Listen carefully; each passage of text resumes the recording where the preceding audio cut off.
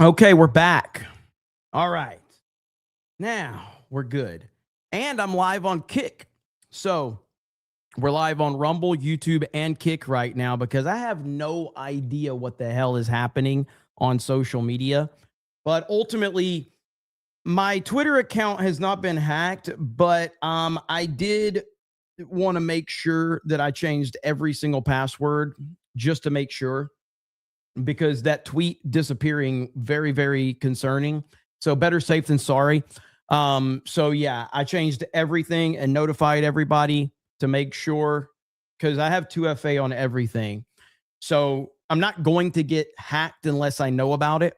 But either way, we are live. Hello, Rumble chat. Hello, Kick chat. Hope you're all doing well. But yeah, I will say that I'm pretty sure that the quartering is behind this attack. My channel is under attacks. So I do have super chats from the previous stream. And guess what? Because I'm such a good YouTuber, I'm going to read your super chats from the last stream because I am a good YouTuber and I deserve credit for being a good YouTuber. But in all seriousness, sorry for the quick ending. But like I said, better safe than sorry. I have a lot of accounts that I'm tied to, and I have been legitimately hacked in the past. So I needed to make sure that that didn't happen this time around. And but it's a crazy world right now on the internet and on YouTube. Mar Millen says rewind it this one. Holy crap, Mar Millen. Okay, hang on. Let's see where we're at. Okay. Little Jim's Halo says, do not click link tax Mossad watching. Check linked bank accounts. Double check later. Oh, I absolutely will. Because if you don't know this, years ago, I actually did get hacked legitimately in my early days of YouTube, not understanding how the internet worked. And they stole everything from me. It was absolutely crazy. Let's see. By Jeremy saying he's been legitimately hacked, he means he clicked a retarded email. Yes. Back in 2018, I clicked a link thinking that it was from Google and YouTube. That was my first time ever experiencing the horrors of the internet. And so I've tried to do my due diligence now to not ever get caught up in that shit. But it is what it is. Rookie move, maybe. I mean, hell, even what's his name? What's that big YouTuber? Linus Tech Tips got hacked not long ago. Linus Tech Tips. At least I don't run a Tech Tips channel and get hacked, but even he got hacked at some point. It's absolutely crazy. Ryan says everyone will know if I'm hacked because I will start tweeting. We did get, I'm trying to find this. It's so weird. Going back to these super chats from before, did it just take those down? Because I don't see them now. Is it because I privated the stream? I don't have access to those super chats now. I know the JMZZ sent a 50. I know Mar Millen said a pre-stream chat grift tax. Rewind it, pre-stream chat grift tax. Jeremy is the king of maximizing the grift tax. Hail the 199. Packing Proton says Elon needs to buy YouTube. I'm not so sure about that. I mean, Twitter's not running much better these days. Okay. So I don't know if I necessarily believe that Elon needs to buy YouTube. I'm not sure what needs to happen right now because Twitter is just as much of a shit show as YouTube in its own way. But one of the things that's going on that I wanted to talk about a little bit earlier is our good friend Drunk 3PO. Drunk 3PO dealing with his own craziness right here, dropping like dominoes. Gaming channel has been demonetized. So now Jay's Drunk 3PO channel has been demonetized along with his Welcome to the Rebellion channel. People are getting hit for inauthentic content all over social media right now. You've got false flagging accusations going on. You've got threats of false flagging. You've got all these types of people. That Umbrella guy was hit the other day. Aiden Paladin has been hit. It's absolutely crazy, man. And it's definitely a very weird time with all of this AI bullshit on YouTube. And I'm just trying to think about all the stuff that I'm doing, making sure that because right now it is an AI problem. It is 100% AI. And if you've ever dealt with AI, whether it's ChatGPT or Grok or Google Gemini, it's AI is only as smart as the information that you give it. And it can get tripped up very, very quickly. So this is why I'm telling everybody to follow us on Rumble, follow us on Kick, follow us on alternative platforms, because I don't know what's about to happen. And it's a very, very nervous time. Harley Dave says, yep, you're retarded here too. Isn't that very nice? Jeremy is under a hack. Oh, wait, don't tell me Jeremy got bamboozled by a staged event. OMG, if Jeremy is fooled, what chance is left? Oh, you mean the staged event of the assassination attempt? Listen, I know Candace is on a break. I know you're struggling to find someone that will lie to you consistently. I'm sorry, Candace is on a break. She'll be back soon as the investigation is over. Because she suddenly just, as soon as the indictment comes down from Southern Poverty, all of a sudden, Candace has to disappear. It's interesting how that works, isn't it? You would think with a massive indictment that could open the floodgates to everything that's been going on. With an assassination attempt, you would think that she would be taking full advantage of that content, but yet she suddenly just disappears. Try Ian Carroll. He's back. Oh, is Ian Carroll now finally back? There you go. I mean, what we learn every day on the internet is there is no shortage of absolute retarded people that will believe any type of shit. If you are dumb enough to believe that these assassination attempts on President Trump are staged, then I can't help you. I can't do it. You are completely gone. Pin other platforms. Yeah, so if you guys want to, if any of my mods want to drop links to Rumble and Kick right now, and I'll get those pinned. Owens is busy buying another Jewish lawyer to represent her. I mean, listen, I give Candace Owens all the credit in the world. All right. I mean, the fact that she has been able to manipulate so many people, I give her credit, man. I mean, absolutely. She can say anything and they will just eat it up. And then she can contradict herself and they'll eat it up. I don't blame her. I don't hate her for what she's doing. Okay. But it's disheartening to know that there's that many people out there that believe in the bullshit. But hey, whatever, man, whatever works for you. Grift away, my friends. Nandy for 50 says, don't worry, Jeremy, I got you covered. I just need your social security number as well as your checking and saving account, and routing numbers for your X accounts will be secure. This sounds exactly like another email I got that I've already given them the information, and they did say their name was Nandy. So did I send it to the wrong Nandy? I'm confused. Maybe I sent it to the wrong Nandy. So can I just type it here in the live chat, Nandy? Will that help if I just give you all my information here? Andy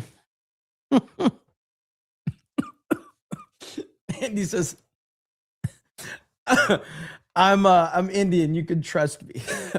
Should I just type it in the chat right now? I think that'll work, right? That should be good to go. So, and that's how it happened. Marmillan says Candace and Groypers on sewer slide watch.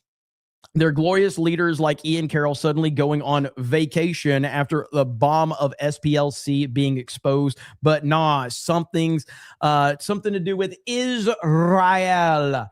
It's always Israel's fault, isn't it? Always. Let's see. Dermy Worming says, boomer. Darth Manic says, about time. Beardo's poo sessions take less time. Zinni Biscuit says, you misread my chat from yesterday. It was Slav, not slave. People in Ukraine and Russia are Slavic. It's where we get the word slave from. I'm American. I don't know what all that shit means. Okay. I just know what the word slave means because Hollywood tells me that all black people, including the ones that are in the NFL right now, making millions and millions of dollars to play football, are slaves. That's what Colin Kaepernick said. Colin Kaepernick said that the NFL is the modern day slave right there. That's what they are to the rich white man. And I'm like, sign me up then. Sign me up. I'm okay with that. Your channel is cooked, bro. I mean, it always was. Thank you, Zinni Biscuit. I appreciate it. The Grand Duke says, hey, good Jer, when are we getting the next level of grifting?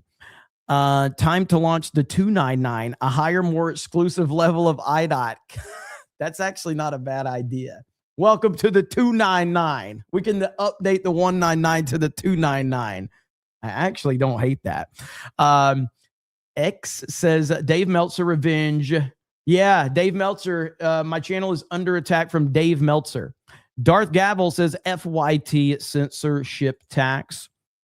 Lying Dogface Pony Soldier says, people accusing me of being inauthentic all the time, but I'm not important enough to be canceled. Ryan Miller says, Jimmy Kimmel is such a vile piece of garbage, and his comments are absolutely disgusting. I hope ABC pulls the plug on his show because enough is enough. Schick says, why is Jay getting your heat? What are you talking about? You mean just from the demonetizations? Dermy Wormy says, I promise to only grift slightly off of you being a boomer and getting hacked. Well, that's disappointing. That's disappointing. The thing is, I'm still thrown for a loop with where my tweet went. I am still very confused about that. That one still, I don't fully understand. Maybe because of all of my password changes. I've changed my password like 4 times now. So I'm just wondering if that has something to do with it. But I don't know.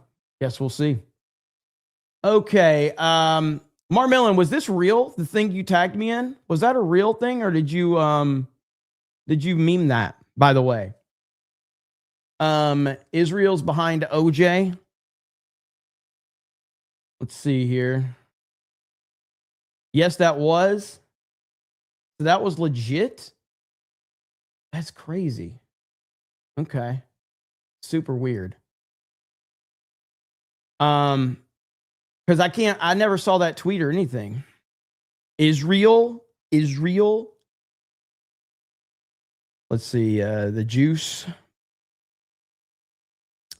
is loose. Someone in my comments the other day, because I've been making videos about the Michael Jackson topic, and someone said that I too, Jeremy, once believed OJ was innocent, but then I saw the truth. You can't believe Michael Jackson is innocent. We don't know. And I'm like, what? What are you talking about? You're really comparing OJ Simpson to Michael fucking Jackson? OJ Simpson, where we have all of these domestic violence cases, phone calls from Nicole where she felt that she was being threatened by him yelling in the background, all these physical abuse situations that were confirmed, which then led up to what ultimately happened. Then he wrote a book, The If I Did It. And I'm like, that's not even remotely close to what happened to Michael Jackson, you idiots. My goodness, man. But there's a lot of stupid people. Again, we're live on Kick.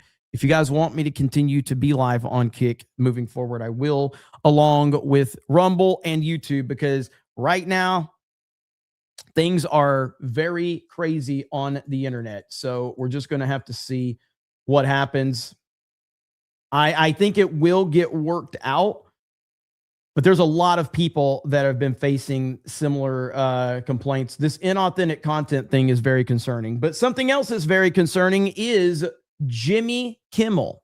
Jimmy Kimmel is now being targeted by the President of the United States of America and the First Lady. That's right. President Trump and Melania are calling for Jimmy Kimmel to be fired. Benny Johnson's got a video on it. Let's check it out right here. Something massive just happened, and Jimmy Kimmel is most likely going to lose his show this week. And let me explain why. Here's how Jimmy Kimmel reacted when a far left-wing activist and agitator who's violently attacked federal agents with a firearm, brandishing a firearm, and then lost his life. Here's what Jimmy Kimmel had to say to Alex Craig. And to the people of Minneapolis, to the Freddie family and the Good family, and these people who were... Jimmy Kimmel has to be the cringiest human being on the planet. Like, it's so bad. It's so incredibly bad. John freaking Murdoch 450 says, hey, Jeremy, I think you should kick it all the way up to 999. Happy Jessica. Hail to you, John freaking Murdoch. Let's freaking go. Looking out for their neighbors. We want you to know that we are with you and you are not alone. Okay, we're with you and you're not alone. And then Jimmy Kimmel burst into tears. Here's what Jimmy Kimmel says to Melania Trump after her husband faced multiple assassination attempts, and moments before he faced another assassination attempt. First Lady Melania is here. Look at Melania, so beautiful. Mrs. Trump, you have a glow like an expected. Josiah's got a great take here in the chat.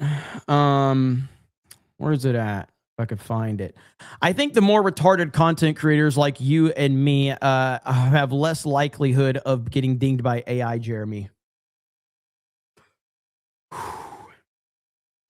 This is one of the nicest and most reassuring things I have ever heard.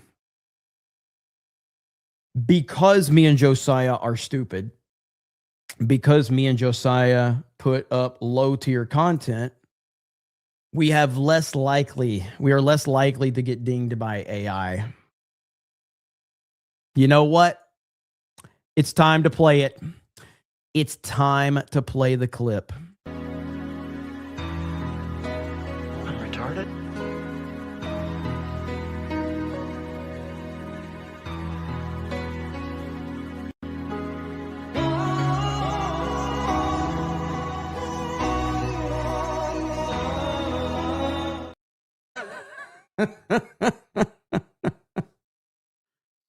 Oh, man. Widow. So let's parse that language here real fast. It's important to do that in this circumstance. An expectant widow. Nobody's ever heard that. Nobody would ever say that. It's so rude. You wouldn't say that to anybody, you know, not even your worst enemy.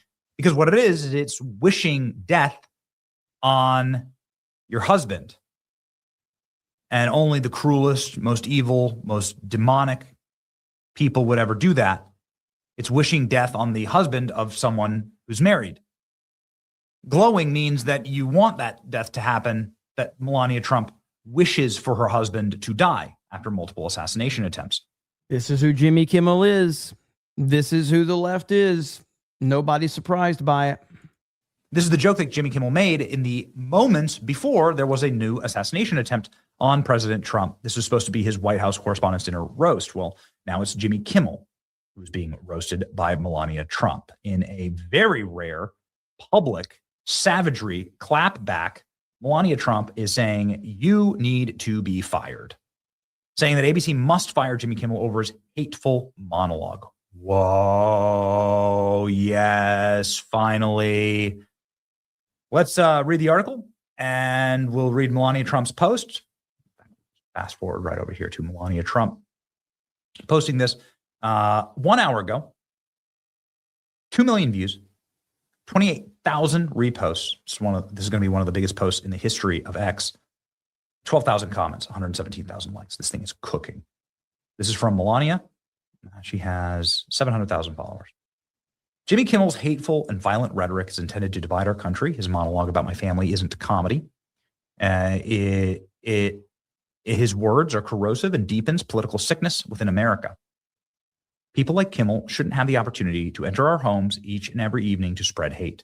A coward, Kimmel hides behind ABC because he knows the network will keep running cover to protect him.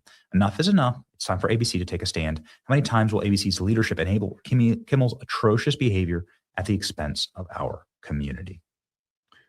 A couple of things here just off the dome. Jimmy Kimmel is making an assassination joke.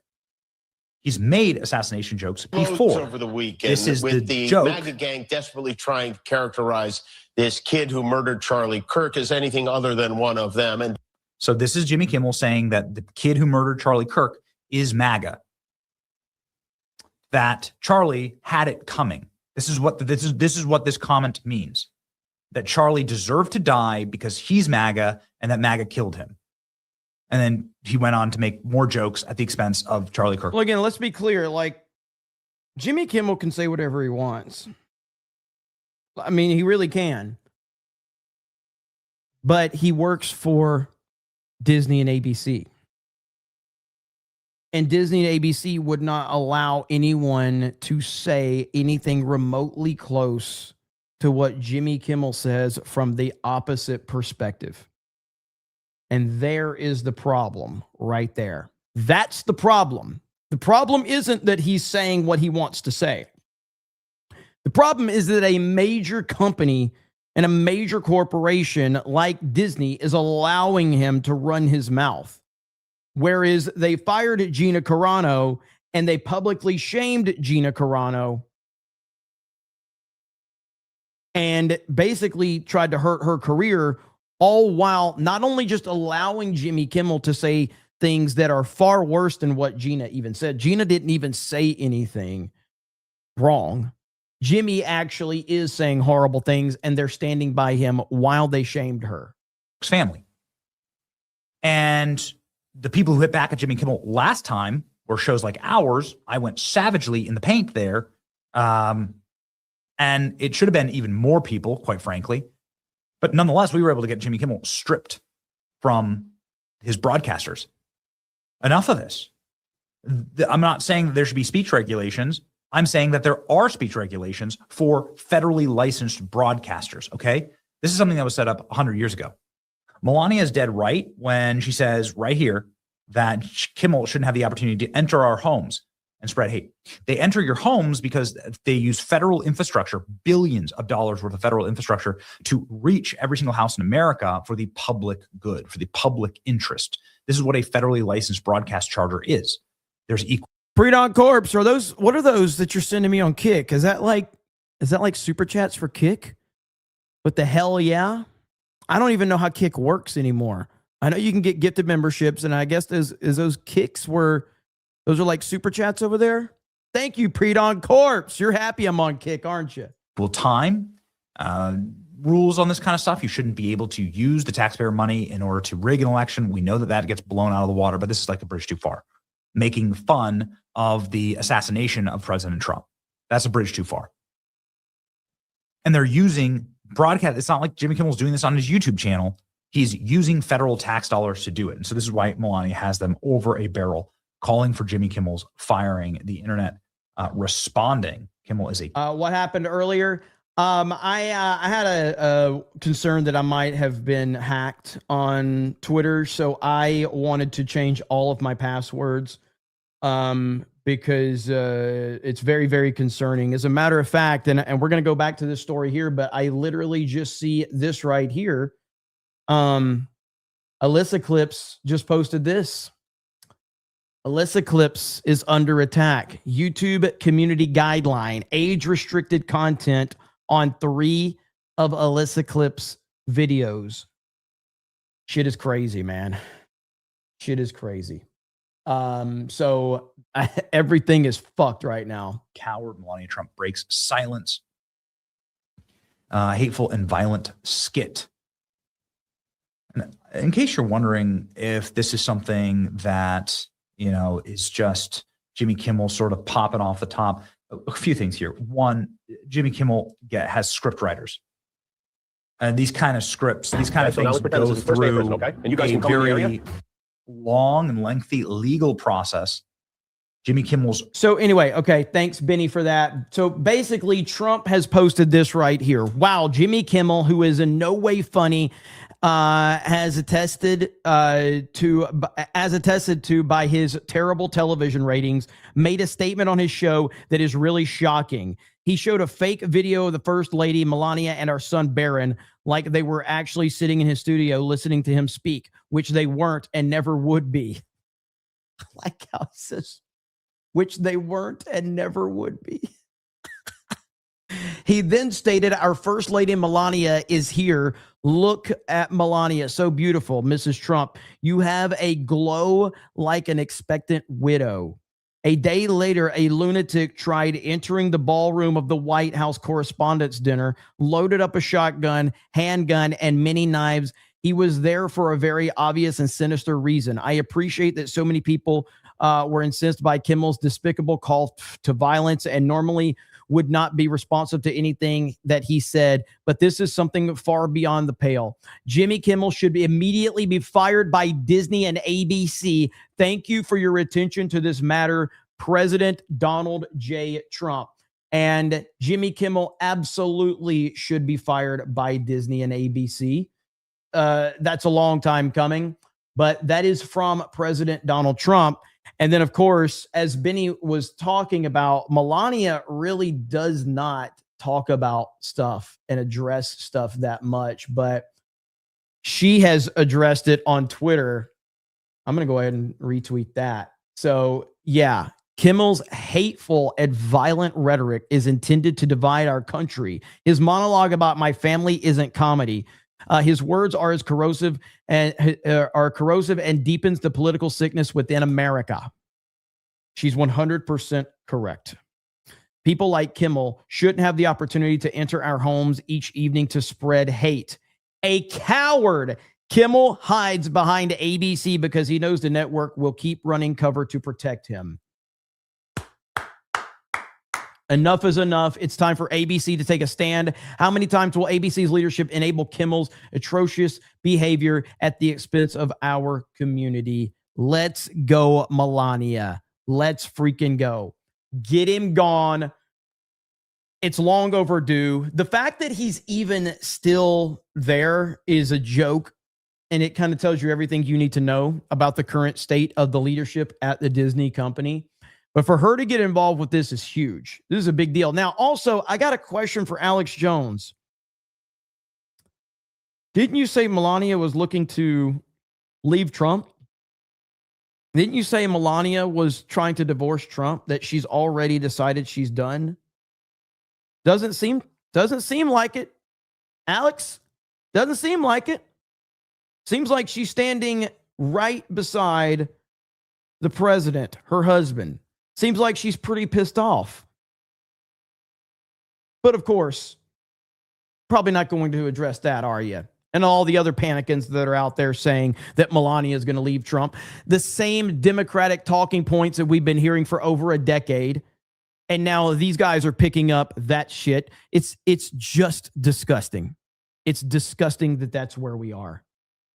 Good Lord, man. Jimmy Kimmel is a disaster. Melania is a good woman who stands by her man. Lesson to all the ladies. Well said.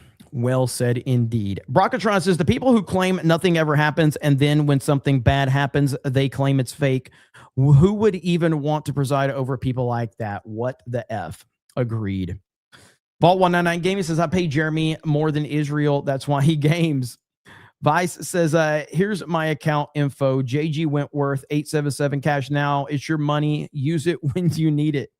Mar Millen says, extra chromosomes are coming in clutch tax. Pins fan for life says, Jimmy Kimmel is a complete piece of shit who but let's not pick and choose how the First Amendment works, even if the left does exactly that. It's not about picking and choosing how the First Amendment works. It's about holding a company accountable for consistency in their leadership. If Disney allowed a right-wing person to go on their platform and say all of the things that right-wing person wanted to say, but at the same time allowed Jimmy Kimmel to say what he wants, I'm not going to have a problem with that. The problem is that as a company, they are not consistent within the values that they pretend to have. Disney does not present itself as a left-wing company. Disney presents itself as a family-friendly company that appeals to everyone. That is the standard that they have implemented. That's the standard, or at least that's the standard that they have projected. So therefore, us holding them accountable for what they claim they are, that is not anything, that has nothing to do with the First Amendment at all. This has to do with holding a company accountable for their double standards and not living up to the standard that they claim that they run their company by. That's the bottom line on it. I do appreciate what you're saying, but this is not that. This is completely not the same. Domo Bear says, did Jay ever do park hopping at Neverland? What are you talking about? Like Michael Jackson's Neverland? Oracle of Doom says, going to see Michael tomorrow. Can't wait. Grew up listening to his music. He is the one true GOAT. Hail the 199. Thank you. Lapco says, enjoy getting hacked right now because once biometric data is required, you'll need to get a new thumb and an eye transplant to secure your account. I know. We're heading to some dangerous times, man. It's very scary. Krogbay says, OJ conspiracy enthusiast here will never feel bad or take shit from everybody. Family colleagues always leans in on Trump faking life attempts. It's crazy, man. Fear the Deerdo says, the deer, the sound deer make. I'm not going to do that, but Beardo can. Taco Woman Sandy Ravish says, Colbert Kimmel should bow to Tony Hinchcliffe. Kill Tony is a great, he does a great job. I can't sit here and tell you that I've paid attention to him that much over the years, but I hope I have everything set up good on Kick. But thank you for those kicks, Pre-Dawn Corpse. I appreciate it. And thank you for all the new follows over there. Also on Rumble, of course. We've got almost 200 people watching on Rumble, so thank you guys for being over there. But it is a weird time with all of the craziness going on with censorship and people losing their channels. And I don't know what to make of it. Don't know what to make of it. But this tweet from Melania does have 270,000 likes right now and 10 million views. So I got a feeling that's going to make some noise. Like, it's one thing when Trump says it, because Trump says a lot. It's another thing when Melania is out there saying it. So I'm going to be very interested to see how this all plays out. You also had Caroline Leavitt talk about it right here. Much of the manifesto of the would-be assassin is indistinguishable from the words that we hear daily from so many. For example, as the First Lady of the United States pointed out this morning, just 2 days prior to the shooting, ABC's late-night host Jimmy Kimmel disgustingly called First Lady Melania Trump an expectant widow. Who in their right minds says a wife would be glowing over the potential murder of her beloved husband? And having experienced what I did with the First Lady on Saturday night, I can tell you that she was anything but that. This kind of rhetoric about the president, the First Lady, and his supporters is completely deranged, and it's unbelievable that the American people are consuming it night after night after night. As President Trump said on Saturday night at this podium, we as Americans must recommit ourselves to resolving our differences peacefully and uniting around the shared values that make our country great. The deranged lies and smears against the president, his family, his supporters have led crazy people to believe crazy things, and they are inspired to commit violence because of those words. It has to stop. A lot of people, it looks like a unified effort right now to call out Jimmy Kimmel. And he's going to play the victim because he always does. But ultimately, he's getting exactly what he deserves. He's getting exactly what he deserves. No more TDS.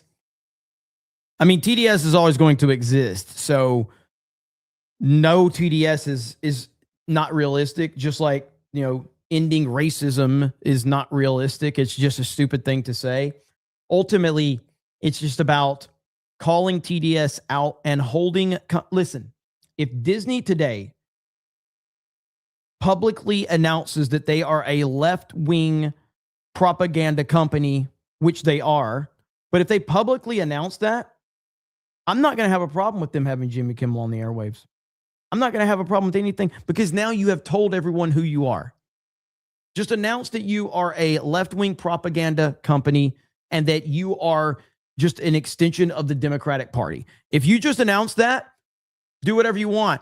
Have whatever content you want. Have whoever you want on your... That's not what you present yourself as. And if you're going to present yourself as something, then the public has a right to hold you accountable for that something. Simple as that. So like, for instance, when I go to Right Side Broadcasting Network, am I going to complain because Right Side Broadcasting Network is covering right-wing politics and right-wing narratives? Of course not. Of course not. Now, when I go to agenda-free TV and I hear nothing but agenda TV, I have a right to call that out because your channel is called agenda-free TV.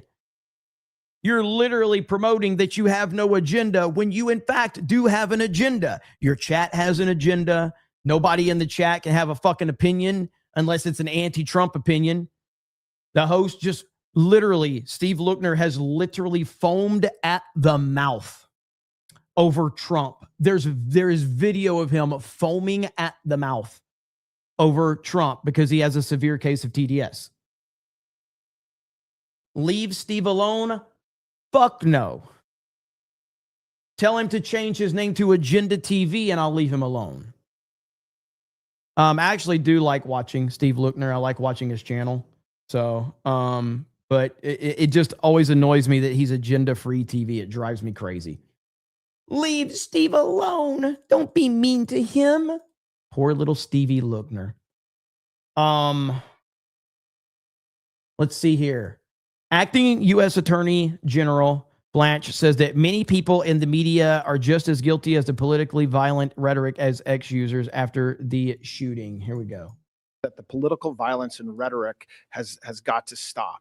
And that's something President Trump said right after the incident on Saturday night. It's something that Carolyn Levitt talked about a couple hours ago. It is something that is, when you have a president who and many people in this room, if we're going to be honest about it, have done it as well. They're just as guilty as a lot of people on X. When you have reporters, when you have media just being overly critical and calling the president horrible names for no reason and without evidence, without proof, it shouldn't surprise us that this type of rhetoric takes place. If you look at what it appears that this defendant had in his past, we're talking about somebody who is college educated, who has a job, who is otherwise living his life. And we'll find out more about him, as I expect, in the coming days and weeks. But he chose to do what he did. And so our threat environment is, we are ready. I mean, I'm not going to go through what Director Patel just talked about with the way we responded, but this was something that we will always be prepared for. And it's sad that it has to happen, but it's not a new thing, unfortunately.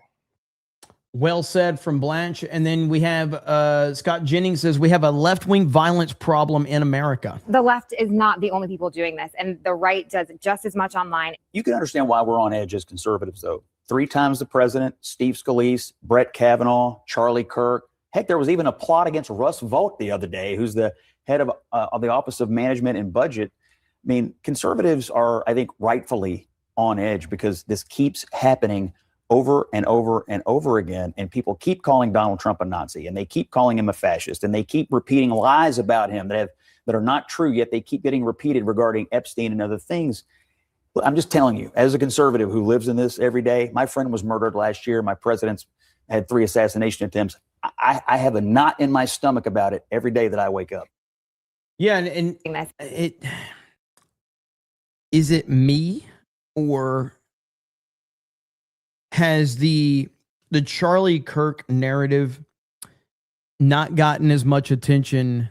I mean, obviously got a ton of attention initially, and there was a lot of coverage, but after that first month or two, man, I feel like we've just kind of accepted the Charlie Kirk thing, and I don't think we should ever accept what happened to Charlie Kirk. We should never accept it. And maybe it's because of all of the nonsense. I'll tell you what it feels, what probably it feels that way is because of the Candace Owens, the Ian Carrolls, and the narrative that has been built, that the story around Charlie Kirk has gotten so muddy because of the insanity of the crazy accusations that we've lost focus on just how terrible of a story that was. Charlie Kirk being murdered in front of college students while he was there to talk to them is still arguably based on the end result, probably the worst thing I've seen. I mean, obviously the Trump thing that happened in Butler is the biggest story we've ever seen, but Trump survived. Thank God he survived. But the fact that Charlie was murdered, assassinated in front of the world is probably the worst thing that we have ever seen on camera. It's awful. And it makes me angry that the messaging has gotten so muddy around it, because the focus should be on how unacceptable that is, and how we as a people, as a country, as a society should never, ever accept this. But here we are.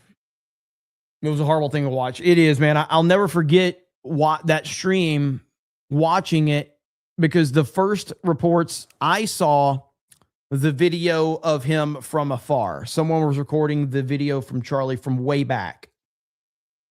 And I had already decided, like, hey, I mean, at this point, this doesn't seem good. It didn't look good from a distance. And then someone in the comments, I believe, and it's a little fuzzy, all the details, but I believe someone was there's a closer up video, Jeremy. I was like, well, I haven't seen that one. And then someone, tagged me on Twitter, and it was all over the place on Twitter. And I saw the up close video. I didn't show it on here, but I remember seeing it for the first time, and I just was like, there's no way. There's no way Charlie's alive. It's impossible. And yeah.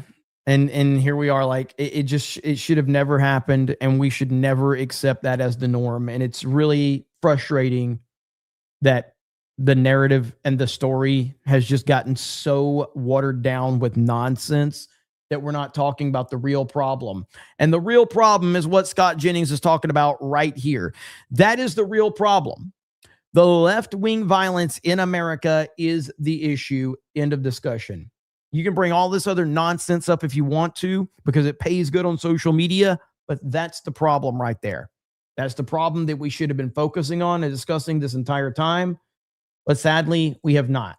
Now, I did see that Piers Morgan has a video on this White House correspondence situation: catastrophic failure, Trump dinner assassination attempt, and royal visit with Kari Lake. So is she on the whole time? Oh, okay, he's got Sobek and all that. He's got some interesting characters on there. Glenn Jones says, love what you do. Thanks for Geeks and Gamers. Even Beardo. Wow, even Beardo? Wow. That's impressive. Heroic Kitten says they need to start revoking broadcast license. Roland Ratchet for 20 says, what happens when you go on a gay channel, Jeremy? Pivot, man, in a circle, jerk. Love ya, Fig. How do you call me gay and then tell me you love me? How does that work? Do you have no shame? You said you love me. You couldn't say, have a good day, appreciate you, love the channel, thanks for the work you do. You had to say you love me? There's 1,000 different ways you could have said this, and you picked the gayest thing to say. Thank you, Roland. I appreciate it. Taco Woman, I got that one. Vault 199 Gaming says Trump supporters getting hit before the midterms. VJ the Vigilant says what Kimmel said can be taken as a threat. Mr. Bentham says no way, Jared. It's agenda free. They wouldn't lie. Ryan Miller says every time the left gets called out, they play the victim and refuse to take responsibility for their actions and continue to insult our intelligence. Vault 199 says they always blame X like Blue Sky and Facebook don't exist. Infinity Flare says my channel is under a tax. Yellow Flash says, how was your weekend? How was everybody's weekend? Everybody have a good weekend? Big shout out to Yellow Flash because he got hit this weekend. His Flashcast got a strike while covering the same thing I was covering. He had to go live on Rumble. He had like 2,500 people watching on Rumble. Good shit. And this wasn't because he had 2,500 real people watching him. It wasn't because he got put on the front page. He actually had real people watching him. And appreciate you guys for supporting him. And he got his strike removed. So he did get it removed. But it's good when you have real people on Rumble like we have right now. We have 200 real people watching us on Rumble. And we have, where are we at on Kick? Oh, Predon Corp sent some more kicks. Thank you, Predon Corps. I appreciate it. We're almost up to 2,000 followers on wait a minute. I have not fired up a Kick stream in what, like a year? Right now, I believe we have more people watching on Kick than Quartering normally has. We have 45 people watching on Kick. Doesn't Quartering usually have like 30 people watching him on Kick? And this is a guy that gets like 25,000 people watching him on Rumble, apparently. I think we have more people watching on Kick than he normally does. So that's pretty funny. But thank you, Yellow Flash. Hail to you, brother. 6 people. Godzilla's Greasy says, I know everybody forgets she exists, but did you see what Mary Trump said? It's no wonder why her family doesn't talk to her. I did see what she said. It was absolutely ridiculous. MVR Homestead with 5 gifted memberships. Thank you. Boy, Jeremy sure is jealous over the Quartering. What am I jealous over? I've known the Quartering for years. I've never said a bad word about the Quartering. I've literally only talked good about the Quartering. I have sit here on this channel and told everybody how good of a guy he was, only to be proven wrong. So maybe I don't like the fact that there's content creator out there threatening to false flag channels. I take some exception to that. And I take exception to the fact that I, for years, told you guys he was a good dude. So yeah, I've got to make right on all of the good, because he never told everybody I was a good guy. He never praised me, because you know why? I didn't have enough subscribers for him to tell people I was a good guy. That's how the Quartering operates. If you have enough subscribers, he'll tell everyone how much, he respects you. But if you don't have enough subs, he doesn't care about you. Delta Dragon says, Crowder said it best. The real issue isn't being talked about, all bogged down by conspiracies, and it will be our downfall. Sad but true, actually. Sad but true. Matney says, how was your weekend? What are the oranges for? Let me know in the comments. Doobie doobie doo. Doobie doobie doo. Taker says, Jeremy, have you noticed that Trump has fired all the women he put into cabinet positions and replaced them with men? Can't say he didn't try. Listen, man, no matter how much, and I think that Trump has virtue signaled a little bit within his cabinet. I absolutely think so. I think that there's not even, you can't even debate that. Like, Trump has virtue signaled. He's like, oh, we got to get some women. We got to get some women. Yeah, well, guess what? That's what happens. Aberjam says, have you seen Shatter Rush, Cell Shaded Titanfall Battlefield? Could be worth a look. Shatter Rush. I have not seen this. I will have to check this out. It's never a good thing when you start bringing the word Titanfall into any game, though, because this is what happened with Apex Legends. People are like, Jeremy, you should check out Apex Legends. It's made by Respawn, and it's like Titanfall. Nope.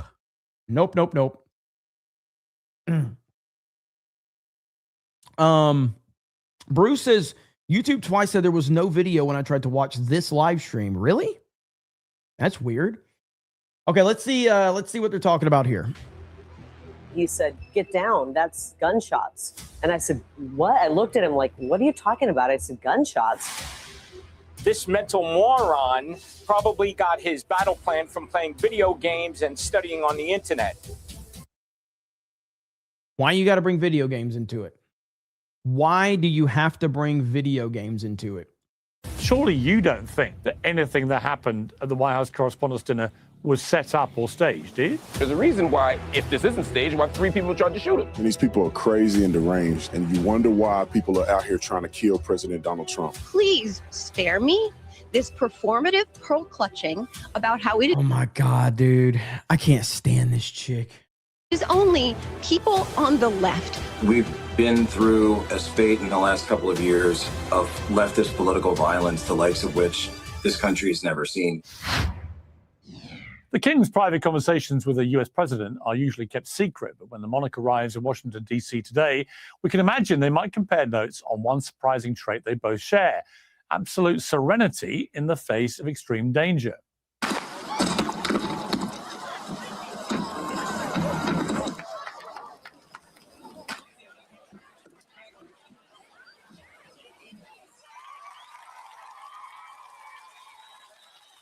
Didn't I know I'm opening up a rabbit hole here, but the narrative, I'm not making any accusations, okay? But the narrative is that the royal family had something done to Princess Diana, correct? Because she was divorcing old boy or something like that. Isn't that what the narrative is? 32 years ago, shots were fired by a protester as the then Prince Charles stood on stage in Sydney, Australia. The monarch gave a masterclass back then in the stiff upper lip, stopping briefly to adjust his. I've asked this question before, but I can't remember what people said. But the Netflix show The Crown, is that worth a watch for someone that knows nothing about this? Is it interesting? Is it a good watch? Is it authentic? Cufflinks before laughing it off. President Trump, steely in his own unique way, was back at the podium joking and selling his new ballroom less than 2 hours after a gunman attacked the White House Correspondents' Dinner. Nobody told me this was such a dangerous profession. If Marco would have told me, maybe I wouldn't have run.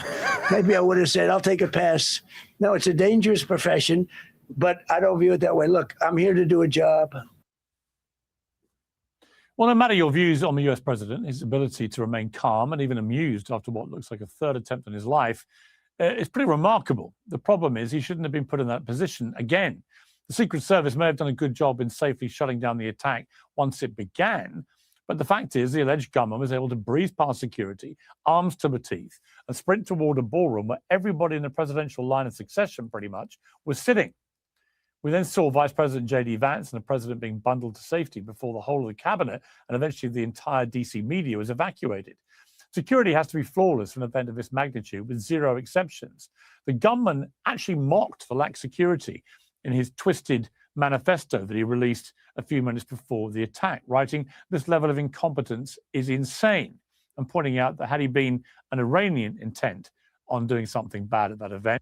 Measure of Wrong Thing says the theories about the royal family killing Diana because she was embarrassing them. It's obviously bullshit. If there was the case, Harry and Meghan would be gone years ago. It is interesting. I didn't know a ton about Diana, but I know when her death happened, that was one of the biggest like celebrity deaths I've ever seen. And obviously with someone that didn't know much about her or care about it, I felt the weight of all of that. It could have been an awful First lot three worse. seasons are At good. best, Noted. this is embarrassing for the US. At worst, it's another catastrophic failure. And one of the reasons why so many lurched immediately to conspiracy theories is that so many questions remain unanswered about the previous attempts on Trump's life. There's a crisis of political violence in the United States. Nobody wants to find out what happens to that tinderbox if the next attack ends in disaster. Well, in a moment, we'll be debating this and the fallout with my panel. But first, senior advisor to the U.S.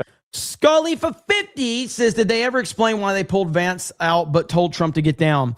So someone explained this in my chat a couple days ago, and I think it was a very, very, I thought it was a very good explanation. You have multiple teams that are working. So one team is focused on Vance. The other team is focused on Trump. Simple as that. So one team might have been in position to respond slightly quicker or whatever. We're talking about milliseconds. Plus, as you heard Trump said, like, I told him I want to look. Like he said that in the video with 60 Minutes. If you looked at JD Vance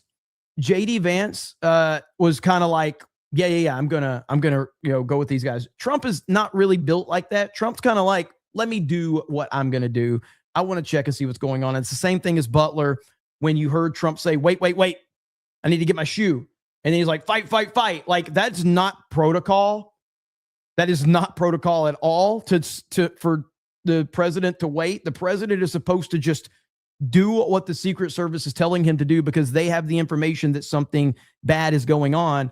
Trump ain't built like that. So even though it did look bad in the moment, and I questioned it in the moment, more context and all of that, it does give a more clear understanding of the situation for sure. But thank you for the question, Scully. Good to see you here. Red Mage for 50 says it frustrates me how the mainstream media knows what they're doing to Trump to say that it's okay to get violent against him and us while feigning ignorance. They smile knowing that people who listen and carry out these acts are just useful idiots. It's scary. It's very, very scary.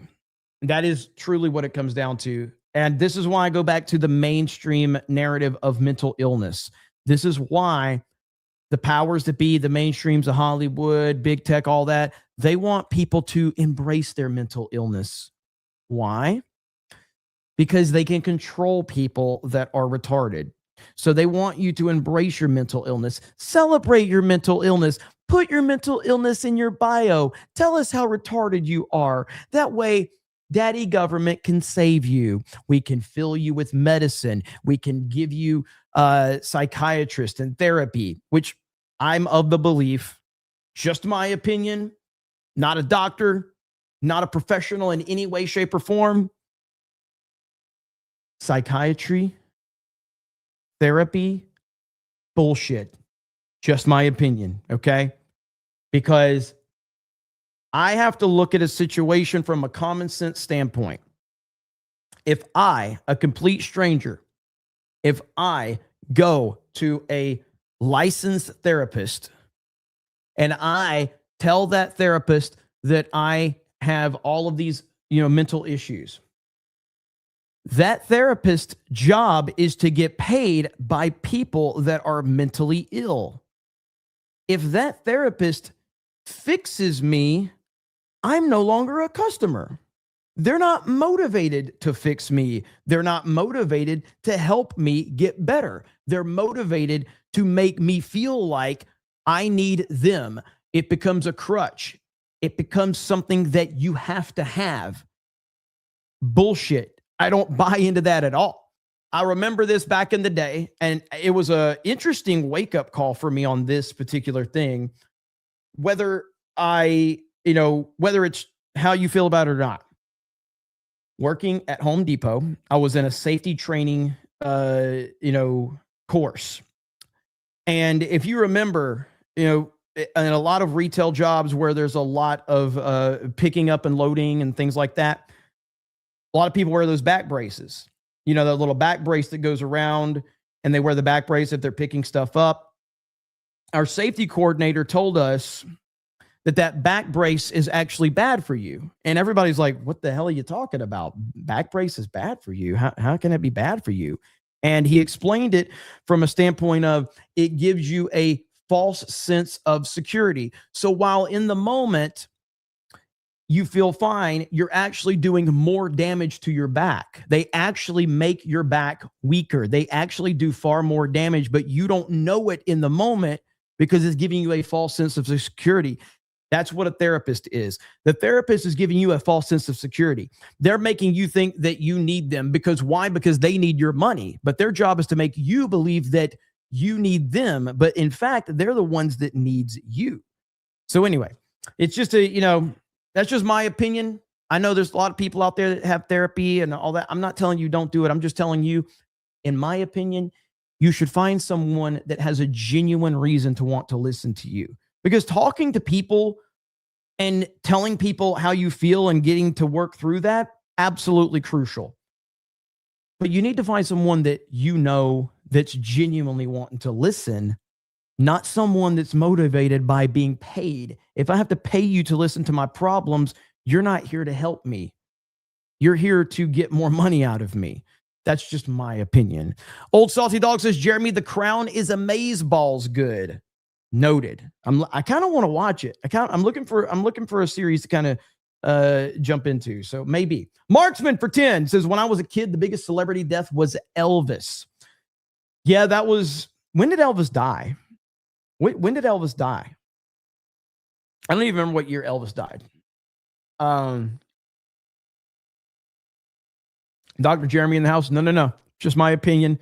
You should never listen to me. I'm a retard. He died in 1977. Okay, so that was before my time. So yeah, I didn't experience any of that. So yeah, I mean, if I'm taking my personal opinion out of it, my personal experience, because my personal experience is that the biggest celebrity death for me personally was the man on the TV behind me. And that would be the Intimidator. But that's on a personal level. On a widespread level, it's probably Princess Diana. Diana's the biggest celebrity death that I have ever experienced. It's crazy, man. It's the craziest thing I've ever seen. And I didn't know anything about her. So Michael Jackson's death was huge for sure. It was. But Diana's felt like on a worldwide level, it felt like Diana's was even bigger at that point in time. Michael Jackson's death was massive. I'm huge. I love Michael Jackson. Okay. But Diana's felt like even bigger. Maybe it was because of the, putting the royal family and Elton John showing up and rewriting fucking, whatever song. It was crazy, man. Red Walker with 5 gifted memberships. Thank you. Got that one. Mr. Bentham. Ilhan Omar just called World War II as World War 11. No, she didn't. No, she didn't. Please, candle in the wind. Yeah. Candle in the wind. There's no way she did that. Please tell me that's not real. Uper Viking says, shout out to the wonderful First Lady. Nerves of steel. I can't imagine what she has to deal with mentally. God bless her. Absolutely. Agency for Global Media. Kari Lake joins me. Kari, welcome back to Uncensored. You were at the White House Correspondents' Dinner. When was the first you realized that something serious was happening? Well, we had just finished our salads, and the staff at the Hilton started to bring around the table trays, and they were setting them up, at each table. And we heard some loud noises, and I just assumed it was, this room full of 2,500 people and a lot of wait staff dropping things, or potentially the sound of dishes, et cetera. And I was sitting next to Chris Ruddy, and he said, "Get down, that's gunshots." And I said, "What?" I looked at him like, "What are you talking about?" I said, "Gunshots." He said, "Yeah, that was gunfire." And we all just ducked down in our chairs. We didn't hit the floor. At first, I just didn't believe it, because it's just such a surreal thing. You're in a situation like that, and it doesn't feel real. Oh, no. This can't be real, dude. This can't be real. Wait a minute. Minnesota Representative Ilhan Omar announces we've been through 11 world wars. This has got to be AI. This has to be AI. This is not AI. Here we go. The last time the Alien Enemies Act was invoked, it was used to detain and deport German, Japanese, Italian immigrants during World War XI. World War 11. Welcome to the Quality Leering Center. It's got to be AI. It's got to be. It's old. I have never seen that. I've never seen that. Oh, no. I've never seen this one. Hang on. So it's just getting traction again. It's what it is. It's making the rounds again. Was invoked. The last time the Alien Enemies Act was invoked, it was used to detain and deport German, Japanese, Italian immigrants during World War XI. Oh, goodness, man. Holy shit. But I looked up, I popped my head up and looked around, and I saw tons of security just popping up from individual tables, men with weapons and a lot of weaponry jumping up and then running toward members of the cabinet, obviously escorting the president off the stage, which we were happy that he got safely off the stage. So the Secret Service did do their job in getting all of the cabinet members and the vice president and the president off the stage. But the thing I noticed, Pierce, that was so shocking is upon entering the Hilton, they didn't even inspect our tickets. They just said, "Do you have a ticket?" I opened up my purse, and the back of my ticket was showing, which was just a blank card. And that was good enough for them to nod me in. I never had to show my passport or identification. And right when you walked in the door was where the red carpet was. That's where members of the cabinet were doing interviews, and on the red carpet. Literally anybody off the street could have probably walked in very easily and had access to some very important members of the administration. Well, and in a way, even yeah, she definitely got. I mean, there's a lot of these apps have like default filters or whatever, but she definitely got a filter on. I mean, almost everybody that's on TV has filters on now. I mean, that's just the default at this point in time. Instagram has them, TikTok has them, every fucking thing has them. I only use the filter on my OnlyFans because that's where you can get the sexy version of D-Day Cobra. This is the tone down. I mean, this takes a long time for me to get ready in the morning too. So I don't just roll out of bed looking like this. Okay. But I will do videos with the beauty filter on my OnlyFans. Okay. So worse, this guy had got a train from California to Washington. Link, stop, Darth Gavel. It's a meme. And then just calmly booked himself into one of the Hilton hotel rooms where nobody had checked the fact that he was armed to the teeth. He had 2 guns on him when he made his attack. He had knives on him and so on. And he was even able in his twisted manner. Lies. Jeremy has used a smooth skin filter before. Well, for a while there, it was defaulted on. So it's weird because defaulted on. And then I also had, do you remember back when my camera was so grainy? I didn't realize that I think it was the contrast of the saturation was turned all the way down. So that's why I had such a grainy filter on the video. I had no idea. But now you do get the beauty filter over on my OnlyFans. All right. You only have to pay $500 a month for that. Manifesto, as I referenced earlier, to openly taunt the Secret Service. So much as I would give credit to the Secret Service for what they did once he made the attack in stopping him reaching the ballroom, the reality is he should never have been able to get as far as he did in the first place, armed in the way that he was. And I just find it incredible that when you have a president as controversial as Donald Trump, and where it's obvious a lot of people hate him as much as like him, after 2 attempts on his life, one in Butler, Pennsylvania. And of course, now we have 3.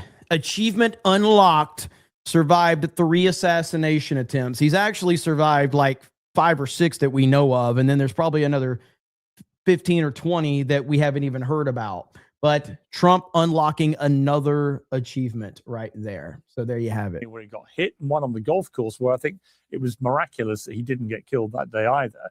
The fact that this guy was able just to calmly book himself into a room on the Friday, the day before, and no one's checking that he is a potential attacker with loads of weapons, I find that just incredible.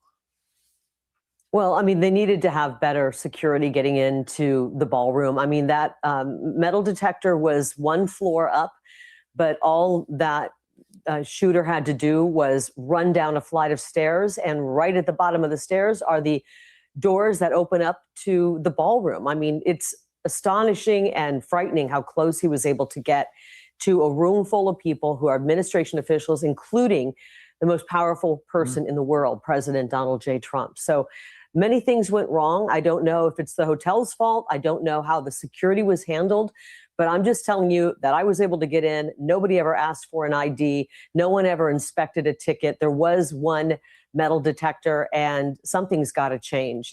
And thank God the president is safe.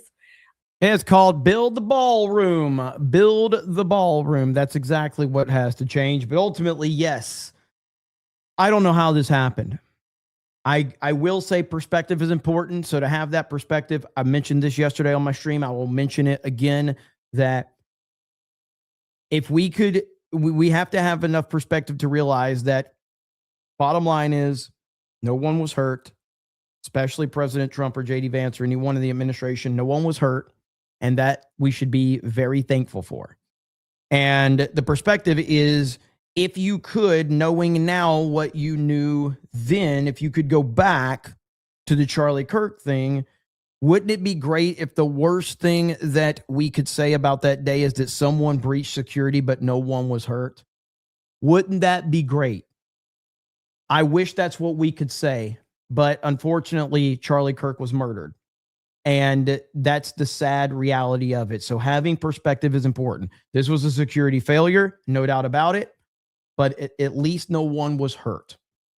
I, for one, and I feel like that can speak for the American people, I'm tired of the president being put in positions where people are trying to kill him. And I think that the media has to take some of the blame. 90% of the people in that ballroom, Pierce, are part of the mainstream media. And many of them despise the president and have pushed just hideous rhetoric over the past decade about President Trump. Remember, President Trump is a human being. He's a man that everybody loved before he got into politics. You mentioned he's controversial and that people hate him. Why do they hate him? It's because of a steady stream of negative lies that have been told about the president over the course of a decade by the majority, if not all, of the mainstream media. It's constant lies about this president. They have poisoned them. Yeah, I'm seeing the Ilhan Omar thing is definitely getting a lot of traction now because even libs of TikTok is tweeting out about it. So I don't know if it's an old clip or not, but it's definitely getting a lot of traction. Minds of the American people and frankly, people around the world. President Trump, when he was Donald Trump, entered into politics, a successful businessman, a beloved member of the American society. And the only reason people hate him, if they hate him now, it's because of the lies that the mainstream media has sown on this man. And they have to look in the mirror and they have to take responsibility for that. And I think we need to do a major overhaul of the media. There's a huge responsibility when you are speaking into a microphone, looking into a camera, to be honest. And they've stopped doing that. I walked away from my career after 30 years. I walked away from a 7-figure contract because I recognize, wow, they're forcing us to lie about things, lie about things like COVID, lie about vaccines. They're forcing us to lie, and I'm not going to lie to the people, to the viewers that watch me. And I think we need to do a massive overhaul of the media right now. Why? Well, we do, but that's easier said than done. Buster Nutsmash says, my brother and I were at the race where Earnhardt died up in the penthouse suite. Knew it was bad right away. Sad day. 2001 Daytona 500. Last lap, last turn. With Dale Jr. and Michael Waltrip in first and second. And Earnhardt got tapped a little bit by Sterling Marlin. And, man, absolutely crazy. I'll never get over Earnhardt's, death. It's still the craziest thing I've ever seen. John Wayne says, just take a look at the vile, disgusting, fraudulent Howard Stern. He has spent his entire life in therapy and has only gotten worse. Therapy turned him into a weak old woman scared of his own shadow. That is true. I was never a Howard Stern guy, but obviously I knew of Howard Stern. But how far he has fallen is kind of insane. It's really crazy. Man, that was the king of all media back in the day. He was the shock jock. And yeah, there we have it. Cole Heller says Cobra had better security and I was by myself. I have this for many because I make sure I know my surroundings. Cole Hauser was right by my side during the meetup. He was looking out. And again, it's a very good feeling for me to not have to, because usually if I'm at these meetups, I'm the one that's trying to keep an eye on things and I'm a little distracted. With Cole being there. It made it to where I didn't have to worry so much about my surroundings because he had it on lockdown. Good stuff right there. Hail to Cole Hauser. Maximus America says Ilhan isn't one of us. No wonder she doesn't know how to successfully grift off our history. She's the worst. Luis says Piers Morgan compares his low T stabbing attempts to the real American, real gangsters packing real heat. Yeah, I mean, look, Piers is just as full of shit as so many of these other people out there. So, I mean, it is what it is on that. Wash out some of these people who just cannot push their hatred of President Trump aside and be honest brokers. What do you mean by wash out? What would you want to see happen? Fire them. Move on. Thank you. We're happy. Thank you for your service. You have shown and proved you cannot be an unbiased journalist. Thank you for your service. We're moving on and we're moving in a new direction. And you have to look beyond just. Well, I don't know. I don't know what the answer is from this perspective. I mean, the bottom line is what I would be interested in is where are these companies getting their funding from? How is CNN still on the air? Because I believe in the market, allowing the market determines the market. And I believe that right now, CNN doesn't have enough actual real viewership to sustain their company. So where is the funding coming from? I think we should be in the business of making sure that there's none of that going on. But in terms of a company existing, if a company can have enough people support it, they should be able to continue to do whatever they want. But where is CNN getting their funding from? Because clearly the viewership ain't working. All right. It's the faces that you're seeing on television and the voices. You have to look at who's running the operation.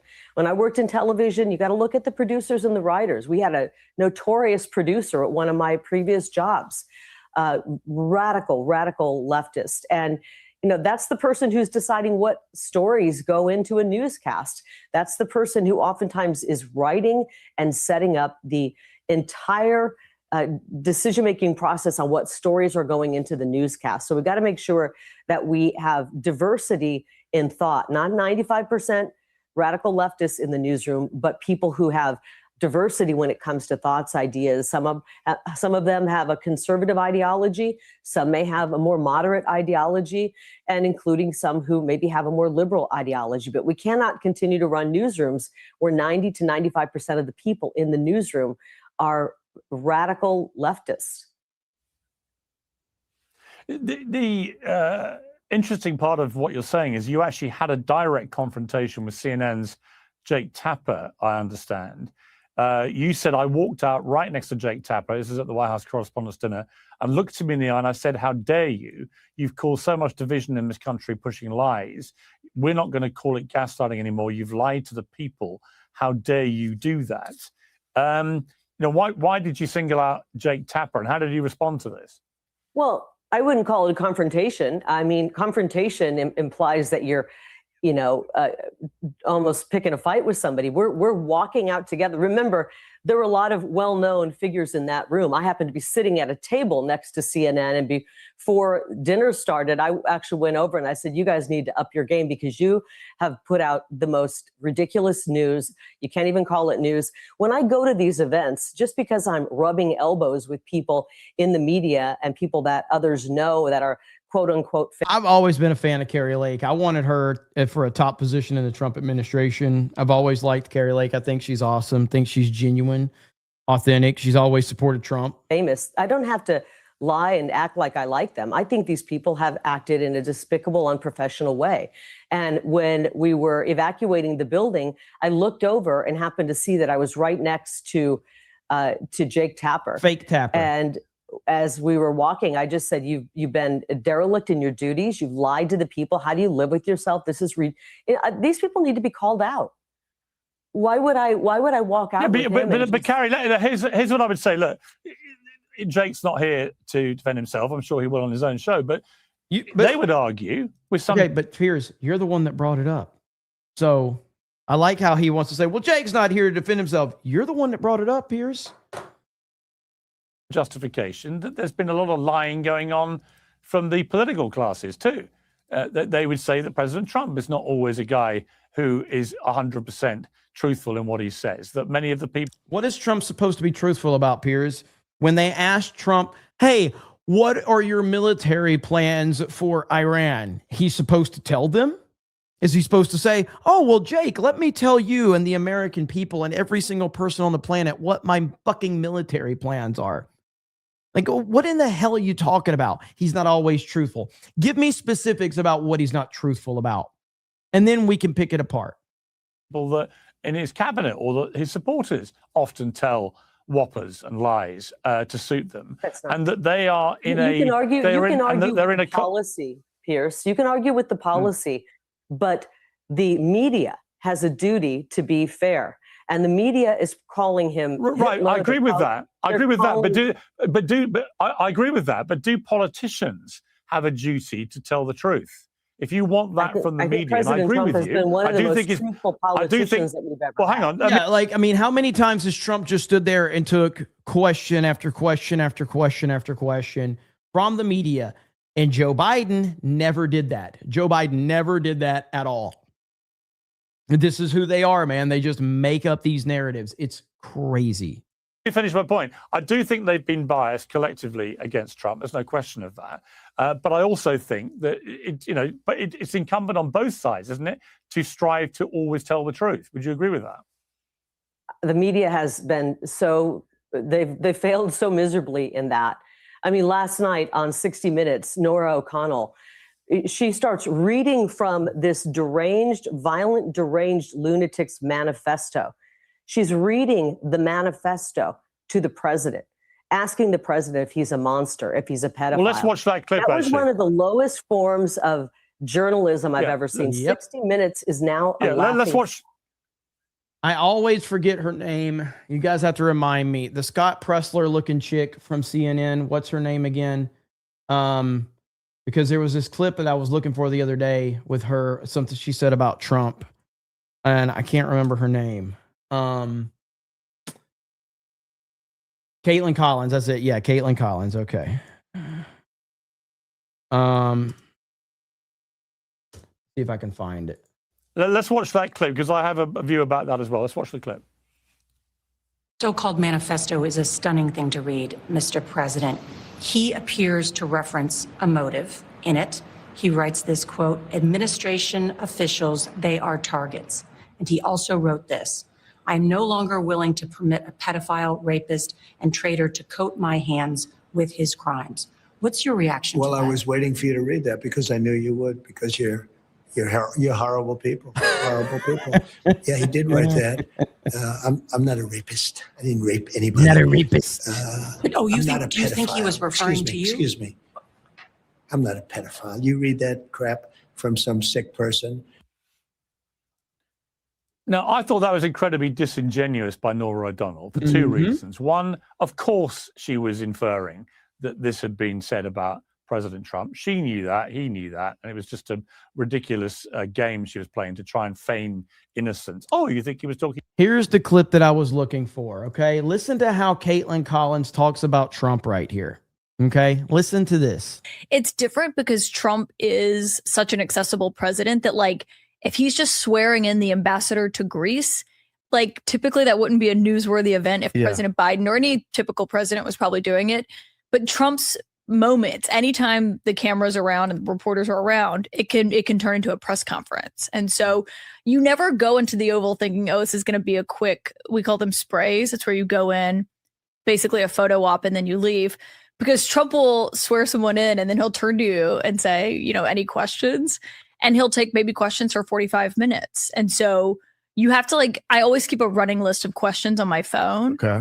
Because you never know when you're going to run into him or when he's going to start taking questions. And so you can't just have one or two. Like, you have to have like 10 ready to go. Because you said the word typical president, right? Not your. And see, and that's the point. Trump is so different than any other president, and yet they still hate him. Your typical president was swearing in someone from Greece, like we would know. Is that because of predictability? So Trump is my first president that I ever covered, and I covered Biden as well, and so I can compare it to him. But even with President Obama, you know, there are these moments in the Oval Office that everyone has come to know because you see them on TV so often. Right. But when you speak to reporters who covered President Obama, he almost never responded to shouted questions. It wasn't his thing. He didn't, you know, he would have his moments with world leaders, and then you would leave the Oval. Trump kind of upended that when he came into the White House. And sometimes presidents are press averse. Trump embraced the media. I mean, he did it for decades as like this New York mogul. Sure. And so he just had a different approach to the press and always has, you know, long before taking office. Most politicians are not very press savvy. It kind of depends on who it is. I think Trump always understood the value of a camera and a microphone. And there you have it right there. But they hate him, even though he gives them more access than any president by a mile. About you. But secondly, I was trying to think, if that had been Obama or Biden or any of the Democrat presidents in particular, would she have read out these incredibly defamatory comments? And the truth is, I don't think she would have done. So there is one rule for Trump in their eyes and one for everybody else. So First on of that, all, I'm they with didn't you have the completely. They didn't even have access to Obama. Obama barely ever did an interview with these people. Right. And when they did have a chance to ask him questions, and they asked questions of Joe Biden, what's your favorite ice cream flavor? I mean, this is, Pierce, there's no sugarcoating it. The mainstream media is completely shot. It's terrible. There's no recovering with these same cast of characters. They got to. Right, but you haven't actually answered. Okay, but Kari, you haven't actually answered my question, which is, does the same rule apply to the political class? Is it incumbent on you and President Trump and every member of the cabinet to also always tell the truth? No, it is not. In any way, shape, or form, Piers, because this is not a question that you were asking when Biden was in office. This is not a question you were asking when Barack Hussein Obama was in office. But now suddenly with Trump, now a politician has to say every little detail of every little thing going on. So when you were asking the president about military operations, is he supposed to tell the truth, Piers? Is he supposed to be honest? Is he supposed to tell you every detail? The president is elected by the American people. It's up to him to give the information that he feels is necessary. You are asking a very, very complicated question and you want a surface level answer, and there's no surface level answer that's going to actually be good enough for this. This is a layered, detailed answer. This is such ridiculousness. This is basically it's an anti-Trump question is what it is. That's all it is. Naturally, I think Pierce, of course, I think people should tell the truth. And I think the president does. But the media is covering the president. The media has never covered a president the way they covered President Trump. They have tried to destroy this man's reputation. Yes. He's an incredible human being. Correct. He's fighting for our country. He didn't need any of this. And they have covered him in a way that is so disrespectful and so hurtful to the American people. It's tearing apart the American people, the work that the media has done. And I'm not going to give them 1 inch here. These people, many of them, are absolutely despicable human beings for the way they've handled their profession. They've destroyed the profession of journalism. And hopefully we can move some of these folks out and bring a fresh crop in, because we need people who actually understand what fairness is. And I don't believe Nora O'Connell has the ability to be a fair human being after that interview. What did you make of President Obama's post on X, which has been widely criticized, didn't mention Trump by name? And it started, although we don't yet have the details about the motives behind last night's shooting at the White House Correspondents' Dinner, it's incumbent upon all of us to reject the idea that violence has any place in our democracy. It's also a sobering reminder of the courage and sacrifice that U.S. Secret Service agents show every day. I'm grateful to them and thankful that the agent who was shot is going to be okay. You know, again, noticeable that he didn't mention President Trump by name, and also that he claimed not to have any information about potential motive, when in fact, several hours before he posted that, we'd had all the contents of this twisted manifesto, which made it pretty clear what his motivation was. Well, I'm not going to get into what, Obama was thinking. It's pretty sad that he couldn't, at least put a line in there that he's thankful that President Trump is safe. But I don't think he is. I think a lot of people in that room, sadly, it's a room full of, Celluloid Dream with 500 kicks. I don't even know how much that is. How much is 500 kicks? Is that $500? I'll read it if it's $500, Celluloid Dream. If not, you're going to send more. How much is 500 kicks? $5? That's $5? Get the fuck out of here, Celluloid Dream. I'm not reading that shit for $5. Go fuck yourself. Thank you, Celluloid Dream. Twisted so-called journalists who are radical. And I think some of them may have been rooting for the assailant in this case. That's how sick they are. And they have to take the blame for getting that guy in that guy's mind. I mean, the media has, when you're watching a steady stream of people calling the president the most heinous names ever, calling him a dictator, calling him a Hitler, when that is going on day after day after day after day, it's almost like an emotional, mental abuse that's inflicted on the American people. And some people who are weak-minded are going to succumb to that kind of rhetoric, and they're going to act out. And that's exactly what we saw transpire, both in the case at the White House Correspondents' Dinner and in the past with the other attempts on the president's life. I wish the media would take some responsibility for it and bring down the temperature about 1,000 degrees. Kari Lake, thank you very much indeed for rejoining me on Uncensored. I appreciate it. It's never going to happen. That's just the truth of it. So I will go back to what I said earlier about when people were like, racism has to end. TDS has to end. It's never going to end. And the media's hatred of Trump will never end. It's never going to go away. It's not going to be dialed back. It just isn't. The only thing you can do is to battle it with other options. And that is what the rise of independent media has been, is it's opened up so many more options for people to get their information from. You're never going to have the media change. They're never going to stop hating Trump. They're never going to stop with their rhetoric. They're never going to stop. It's just, it is what it is. So having so many different people rise up from the independent media sphere, that is how you battle it right there. Thank you. Well, let's hear now from my panel. Jack Posobiec, the senior editor at Human Events, Joanne Carducci, the commentator known as Jojo from Jers, Mark Lamont Hill, host of Bet News, and former law enforcement, better known as the Officer Tatum, Brandon Tatum. Well, welcome to all of you. As we are about to debate this, Melania Trump has now responded to something that Jimmy Kimmel said on Thursday night I got this about up. the White Okay, House Correspondents' Dinner. So before it happened, Kimmel's quip, if you can put it like that, although I thought it was singularly humorless in the moment and even more so now, was, "Our First Lady is here. Mrs. Trump, you have the glow like an expectant widow." Now, Melania Trump has now responded. Kimmel hides behind ABC because he knows the network will keep running cover to protect him. She's written on X, "Enough is enough. It's time for ABC to take a stand." Now, Kimmel did this sort of spoofed cutaways of Melania, the president, and the cabinet while telling jokes he would have told if he'd been at the White House Correspondents' Dinner, included the joke about Stephen Miller, saying that Miller was baby Hitler, traveled in time to kill the US.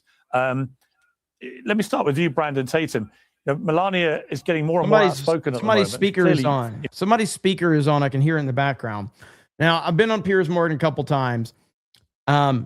I kind of hate going on Piers Morgan just because the situation is just so foreign to me about like being on a panel and not being able to call the other people in the panel gay or retarded. You can't really interrupt. It's just very awkward for me, you know? But they kind of double check everything, your camera angle, you know, how you show up in the shot, all of that. But I'd rather just call people gay and retarded. Enraged by what Jimmy Kimmel said here, which in the context of what then happened at the White House Correspondents' Dinner, you can understand her rage. To describe her as having the glow of an expectant widow when someone has launched an assassination attempt seems particularly tasteless. What's your view of it? Yeah, Pierce, this is absolutely ridiculous. I mean, these people are crazy and deranged. They push this stuff every day on television, in their articles, and you wonder why people are out here trying to kill President Donald Trump. I put my life on it that he would never say that about any other president or his career would be over. Imagine him saying it about Michelle Obama. Correct. That she's looking like an expected widow. That's the most deranged thing that I ever heard in my life. Correct. And it doesn't matter if you're Republican or Democrat. It's distasteful and it's inappropriate to say and it's disrespectful to the country. And I don't like Democrats not one bit. But if anybody were to say that, I don't care if you're Republican or not, against a Democrat president, you are wrong and you should be ashamed of yourself.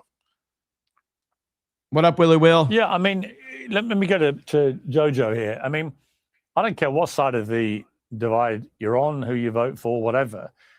I think Brandon Tatum is completely accurate when he says that simply would not have been anything that any late night comedian would have even dared to say about Michelle Obama. And there does seem to be just no rules when it comes to how the mainstream media talk about. Did he say Michelle Obama?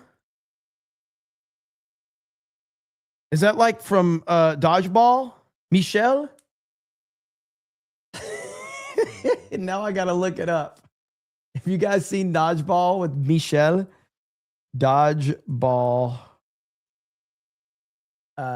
Michelle.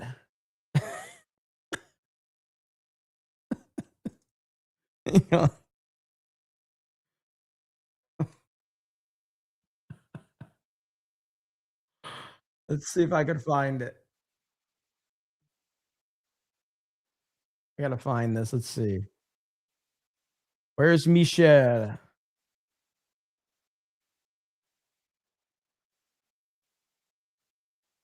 I'm looking for it. About Trump. Now, they may well argue, well, he trashes us, all's fair in love and war. But actually, that's not in my view, the acceptable response. They should show more responsibility. Here it is. I believe you've met my fitness consigliere, Michelle. Oh, and I almost Michelle. There you go, Piers. You made a new meme. All right. When they're talking about things like this, what's your view? First of all, is that I absolutely abhor political violence of any kind. I want to make that abundant. Willie Will says, I'm late. Who's attacking the snake pit? So, basically me, but, no, so there's a lot going on. I got a hack email and, I got worried that I was getting hacked. So I had to end my stream earlier and then restart the stream after I changed all my passwords. And, of course, just in general, there's a lot of YouTubers that their channels are getting hit left and right. It's absolutely crazy. So that's what the title was for, though. Sorry for the false alarm. Abundantly clear, but Jimmy Kimmel is a comedian. Donald Trump is a public official. If we're going to have this conversation, which I think we should have this conversation, it should begin with Donald Trump. With Donald Trump, I printed out, just to take a page out of his book, just some of the violent rhetoric that has come from him over the course of the last decade. Stand back and stand by. Can't you just shoot them? Just shoot them in the legs. He told the January. Stand back and stand by is calling for race or for violence? What? Stand back and stand by. Oh boy, he's calling for violence. Good Lord, man. Violent rhetoric, just to take a page out of his book, just some of the violent rhetoric that has come from him over the course of the last decade. Stand back and stand by. Can't you just shoot them? Just shoot them in the legs. He told the January 6th insurrectionists, we love you. You're very special. You've seen what happens. We have a different vice president now, Piers, because Mike Pence, which I have that, Mike Pence didn't have the courage to do what should have been done to protect our country and our Constitution. That mob wanted to hang Mike Pence in part because of Donald Trump's rhetoric, which he then doubled down on later and said they were right to have want him hanged. Donald Trump has been one of the most divisive political figures, public figures in global politics, at least in the course of my lifetime. And I think you're right. I think that this deserves a conversation when we talk to each other, but it has to start with him. And again, Jimmy Kimmel is a comedian.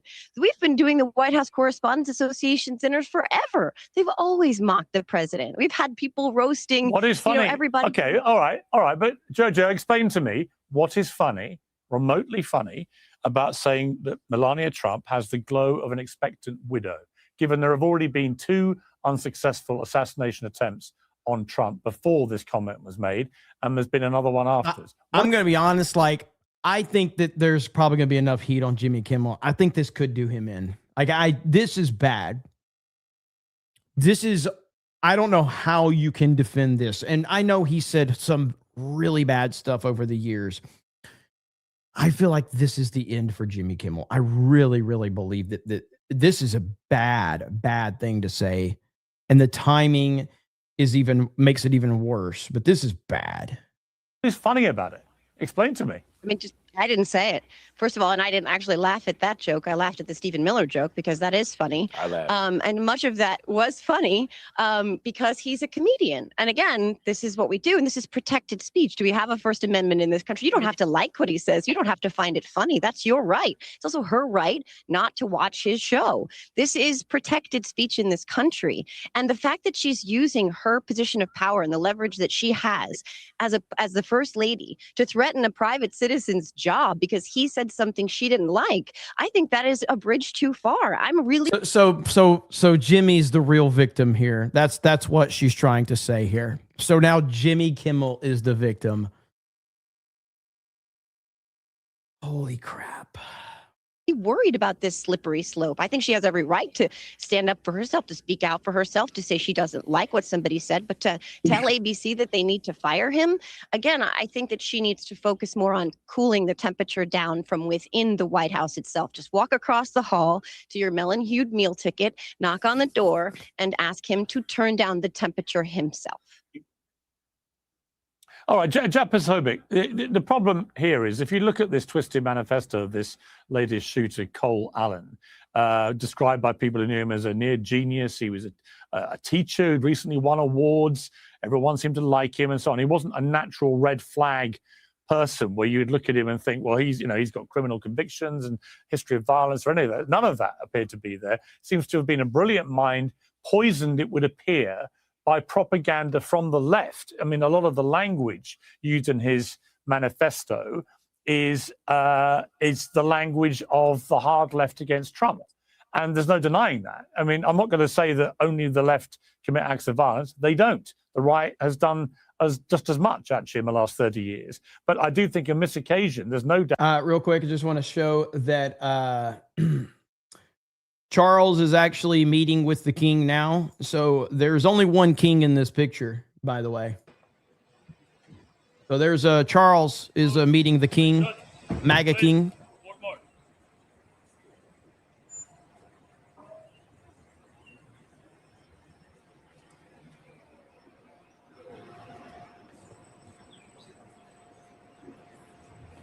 It's nice of King Trump to meet lower peasants like this. Really nice of Trump to do this.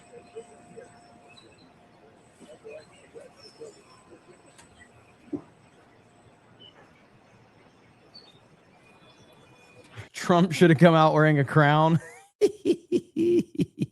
This supposedly brilliant mind had that mind warped by whatever he was hearing about Trump, including Hitler references and so on. And I've warned for a while that if you continually say that Trump is Hitler or Stephen Miller is Hitler or whatever, whoever it is, then to a deranged mind, eventually they're going to think they're doing a public service and a duty by killing the new Hitler. Why wouldn't they? So I do think language really matters. So what do you say to people like Jojo who think that the comments of Kimmel about Melania Trump having the glow of an expectant widow, they're just a comedian being a comedian? What up, Nubbin? Look, Piers, we've been through a spate in the last couple of years of leftist political violence, the likes of which this country has never seen, the United States has never seen. We've seen a murder of Charlie Kirk by a leftist. We've seen Luigi Maggioni. We've seen Thomas Matthew Crooks. By the way, if you put all of those together and look at their academic achievements as well, you can also see that they were very high achievers in their high schools, high on the ACT. I like how you can see Jack's set up here with his smartphone and his light and his laptop. That's pretty funny. ACTs, high on the SATs, these college entrance exams, top 1%, top 99th percentile. There's actually a lot of commonalities that we see between the profile of those individuals and this Cole Allen. And yes, ultimately, what you see in this manifesto, one thing I tweeted earlier was that what's striking to me is that you don't see any signs of derangement or schizophrenia or any of these things. You just see the exact same type of rhetoric that you would get from watching Jimmy Kimmel and listening to the things that he says, and then going out and deciding to take what in his mind is the next logical step to assassinate the president of the United States, which, by the way, not only did, you have almost the entire head of the government there. And obviously your interview with Kari, I think that was quite spot on about security, but also the idea that I had friends there, just personal friends who were sitting in this room, and you had people on the left, you had people on the right. This is a threat to everyone. Okay, this is a threat to everyone, and it all needs to stop. It just needs to stop. But Martin Lamont Hill, the most staggering thing to me. Well, one second, Judge, I'll come back to you. But Martin Lamont Hill, one thing that immediately began to happen were an extraordinary number of people on social media immediately saying this was fake, it was a false flag operation, it was staged, people just repeating the word staged. I think JoJo alluded to this in some of her social media posts. I mean, surely you don't think that anything that happened at the White House Correspondents' Dinner was set up or staged, do you? That's an interesting question.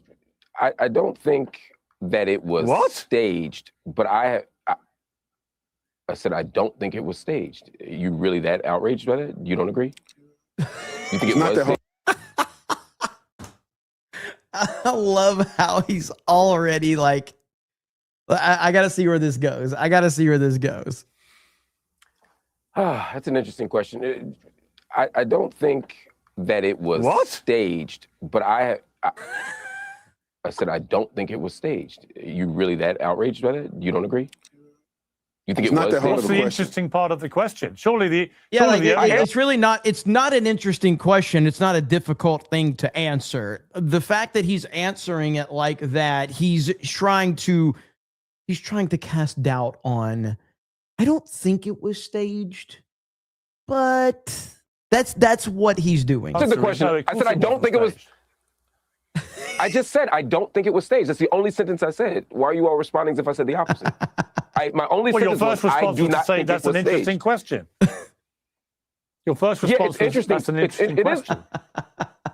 Because it is an interesting question. I'm complimenting you on the question. You're the one that asked it. If you don't think it's interesting, why would you ask it? I think you all were prepared for me to say one thing and I didn't, and so you're jumping as if I said something different.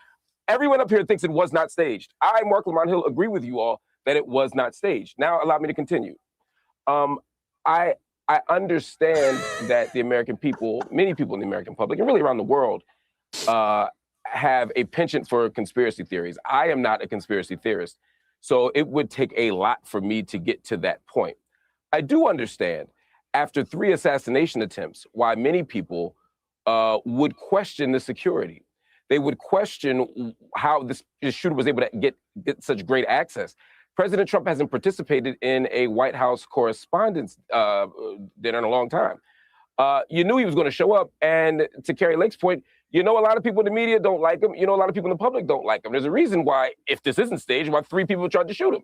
So if you know that, you would expect the response to be different from security. So I think the reason why many people, which is why I think it's interesting, why many people are skeptical of this it's not as unfounded as faking the moon landing, which is absurd, or saying the earth is flat, which is absurd. I think it's because of the lack of security and the consistency with which one of the most unpopular presidents in recent memory, at least one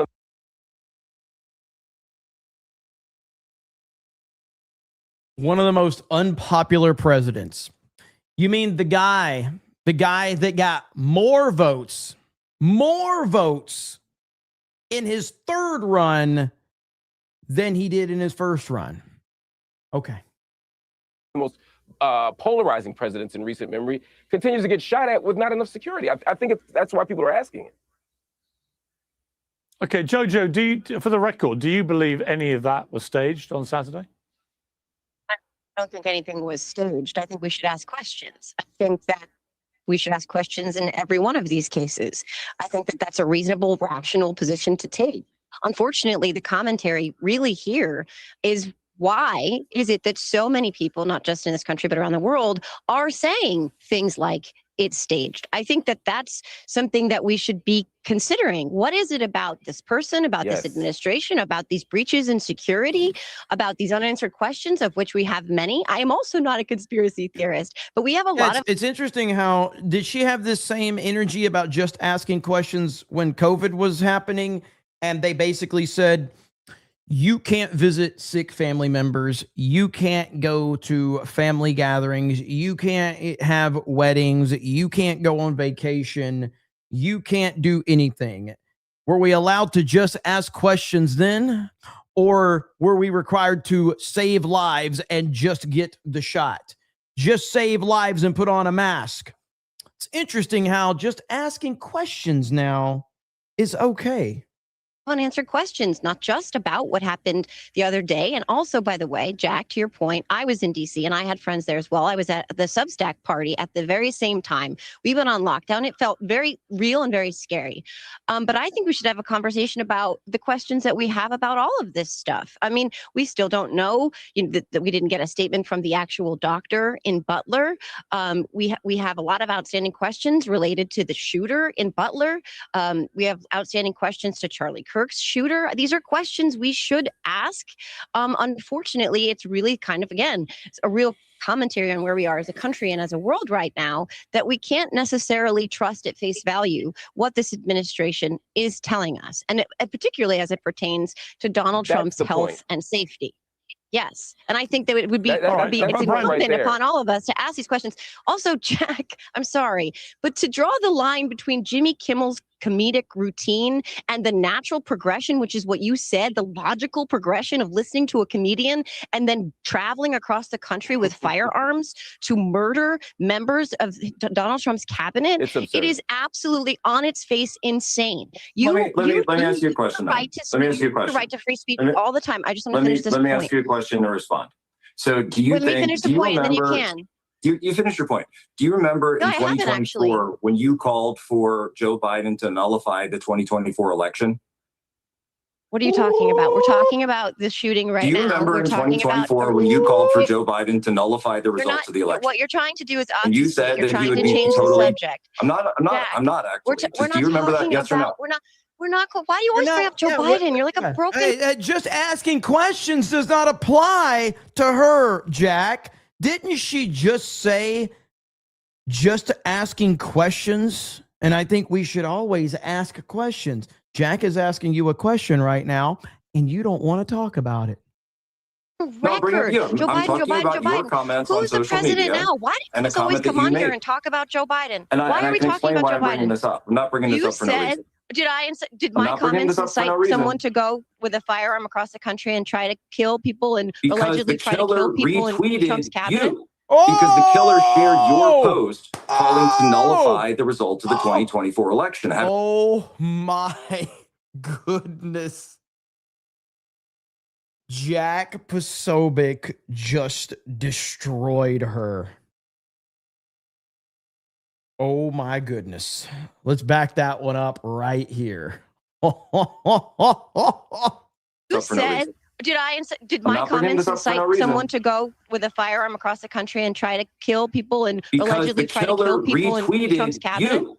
Because the killer shared your post calling to nullify the results of the 2024 election. I have it right here on So his you're archive telling account. Well, first of all, I didn't know that. So are you So I have the trying killer to responding to your attribute what post happened? Are saying you that we should nullify be the very election, fucking and careful then the right same now, person asshole. tried to Are kill you the trying president. She said, be very fucking careful, asshole. She's about to threaten you, Jack. Are you saying that we Jack, should nullify be the very election, fucking and careful then the right same now, person asshole. tried to Are kill you the trying to president. insinuate? Look at her. Excuse me. If you are Look at her, trying to losing her draw a temper. line between me and what I'm not happened drawing a line. He in drew the Washington, line. then what you just said is He drew the extremely line by sharing the irresponsible. post. So He what? decided to take So your what? words into Okay, action. how many times He have you decided to take your words how many into times have action you when shared you Donald called to Trump's nullify rhetoric? the post. How Here's, I'm many, happy to Jack? send you this, by the way. How many times It's right have here, you November retweeted 13th, something that Donald Trump 2024. said? Okay, don't talk over each other. He decided to Boy, that was a nullify the really election, lofty. just That was like you asked him that was to. a hefty accusation that he just lobbied at me. I have Not an accusation. I have that right here.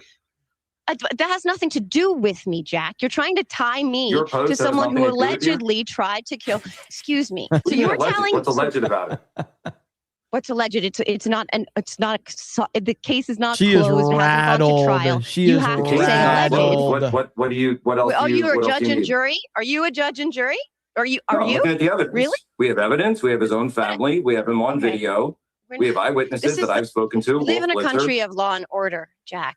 We have to say Yeah, but you can still allegedly, look at just like we evidence. have to say Donald So Trump you don't accept the allegedly raped a evidence. 13-year-old girl. Just like So you we don't have to accept the say evidence. Donald Trump was allegedly Here's, introduced this is to what they do. Melania They don't Trump. accept the evidence. They don't accept the actions of their own You're not a followers. They don't judge. You're accept the not a jury. consequences Do of you their own want to live in a actions. country of law and order or not? Okay, please don't. All right, listen. Jack. All right.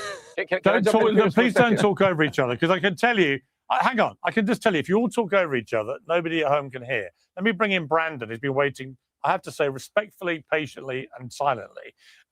Brandon, it seems to me a stain on everyone's houses. There's been increasingly incendiary rhetoric in American political discourse now for many years from the left and the right. You know, everyone is culpable in this area, I think. I think it's disingenuous of people on the right to say it's just the crazy lefties. I think it's disingenuous of people on the left to deny they're doing it and then to pretend that none of their side do it. Everyone's been doing this. The rhetoric's got increasingly unpleasant, nasty, violent, fractious, divisive, polarizing, and inevitably, in a country with over 400 million weapons, firearms. Trump just tweeted this shit out. Whale psychiatrist says kids 100 years from now are not going to believe that Trump was a real person.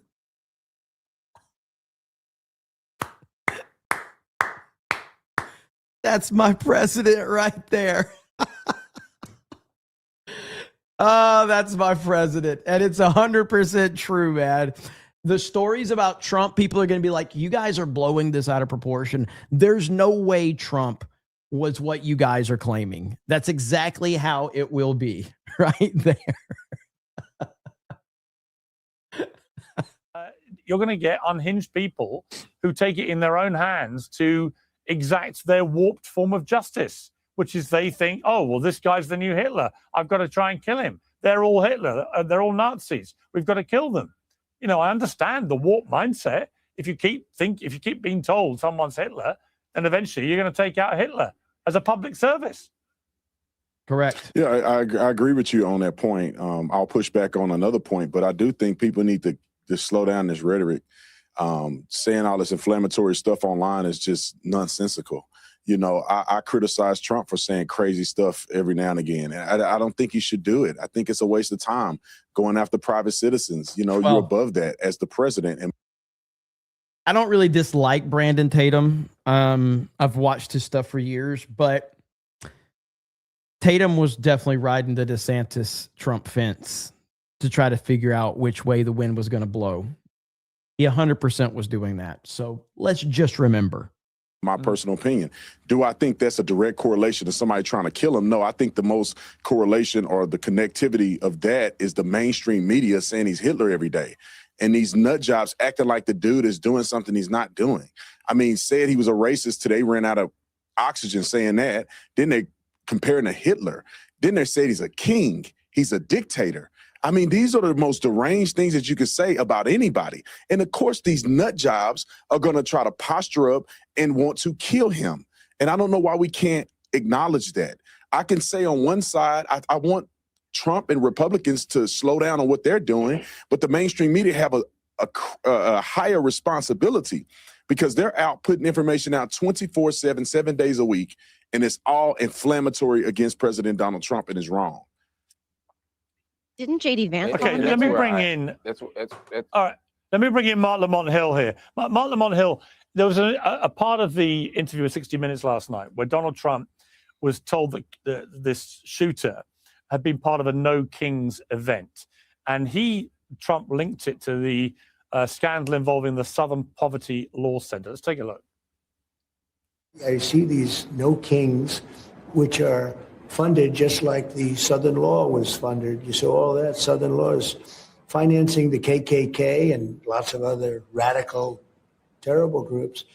And then they go out and they say, oh, we've got to stop the KKK. And yet they give them hundreds of thousands and even millions of dollars. It's a total scam run by the Democrats. Now, he's referring, of course, to the Southern Poverty Law Center and this revelation that they paid out millions of pounds to what they claim were informants within these very dangerous and violent groups. First of all, on that scandal, do you believe there's validity to the way that the right are treating this story, that it's outrageous, unacceptable, it should have been transparent and so on? Or do you accept, I guess, what the argument would be the same argument in its defense that people might use about the FBI who pay informants in gangs and so on, or in the mafia, whatever it may be. Do you see that as the same thing, or do you see it as problematic? I'm not going to pick either or between those options. I think we have to have a more sophisticated answer. I think there should be transparency. I agree with the right that there should be transparency. For example, the SPLC should be saying, hey, we pay informants, right? No one is surprised when the FBI pays a mob informant. Really interesting how they want to have a conversation and not make any, jump to conclusion accusations when it's something about the SPLC. Let's have a sophisticated discussion, guys. It's real interesting energy when we're talking about this topic. Because we know. So as long as the transparency is there, I don't have an issue with it. Similarly, though, I'm not going to reject the Southern Poverty Law Center's claim that their money goes to informants within the KKK. I don't think they're funding the KKK. I think they're funding informants as a way of dismantling the KKK. Now, we can have debates about whether that's the best strategy or not, but I do accept that as a legitimate strategy. Stop. This is so ridiculous. This is massive cope. Holy shit, dude. Strategy, even if I don't think it's the best strategy. We should talk through that. Right now, what we need is more transparency. We need a deeper investigation from an outside body to make sure that that is in fact the case. But I don't accept this right-wing narrative that they're funding the KKK. Also, just in response quickly to the other things that were said, first to the Jimmy Kimmel point, I was one of the people that thought the joke was funny. I like dark humor. If that joke had been made after the shooting, I think it would be unacceptable. Whoa, hold on a minute. I might be wrong about this, but I feel like Mark Lamont Hill was the guy who was crying over the use of the N-word on the panel with that one chick, that Lily chick or whatever. And he was very offended. And he was like super, super triggered over that. Hang on. Let me see if I can find that clip. This is the guy who says he likes dark humor. Okay. Okay. Yeah. I don't know how hard it will be to find this. Is it Mark with a C or a K? Lamont Hill.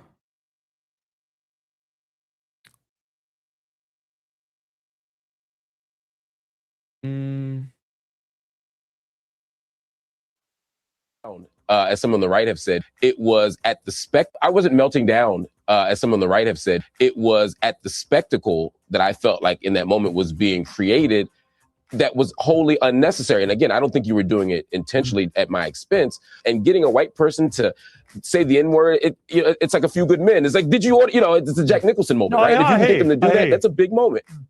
I guess my point at the time was, it's not the smoking gun that we think. White people don't lie about using the N-word. They lie about not using the N-word. If she already said, would you use the N-word out of interest? Yes. You would? I do, quite frankly. So no one pretends to use N-word when they don't. So I actually didn't think that we need. Yeah. That's Mr. I like dark humor. That guy who freaked out on the panel over a word. But yet it's okay to joke about the assassination of the president of the United States. I think it would be in bad taste, and I would understand why Melania Trump would be calling for Jimmy Kimmel's head. It or is for his after job, shooting. to be specific. But Mark, it is after shooting. How many more shootings do we need? It's after two How other. many more shootings It's do we after a want? shooting attempt on his life. How many more dead He conservatives already do we need he for it almost to got count? killed. Okay. Actually, if you guys have such a Throughout this problem interview, with political violence, can we just hold on, please? I've respectfully listened to everyone, and every time I've spoken, I've been interrupted. I just want to make the point, and then you all can respond, and we can have a conversation. My point is, the premise of the joke with Melania Trump is that she doesn't like him, and that he is old, and that he is dying. If that joke had been made to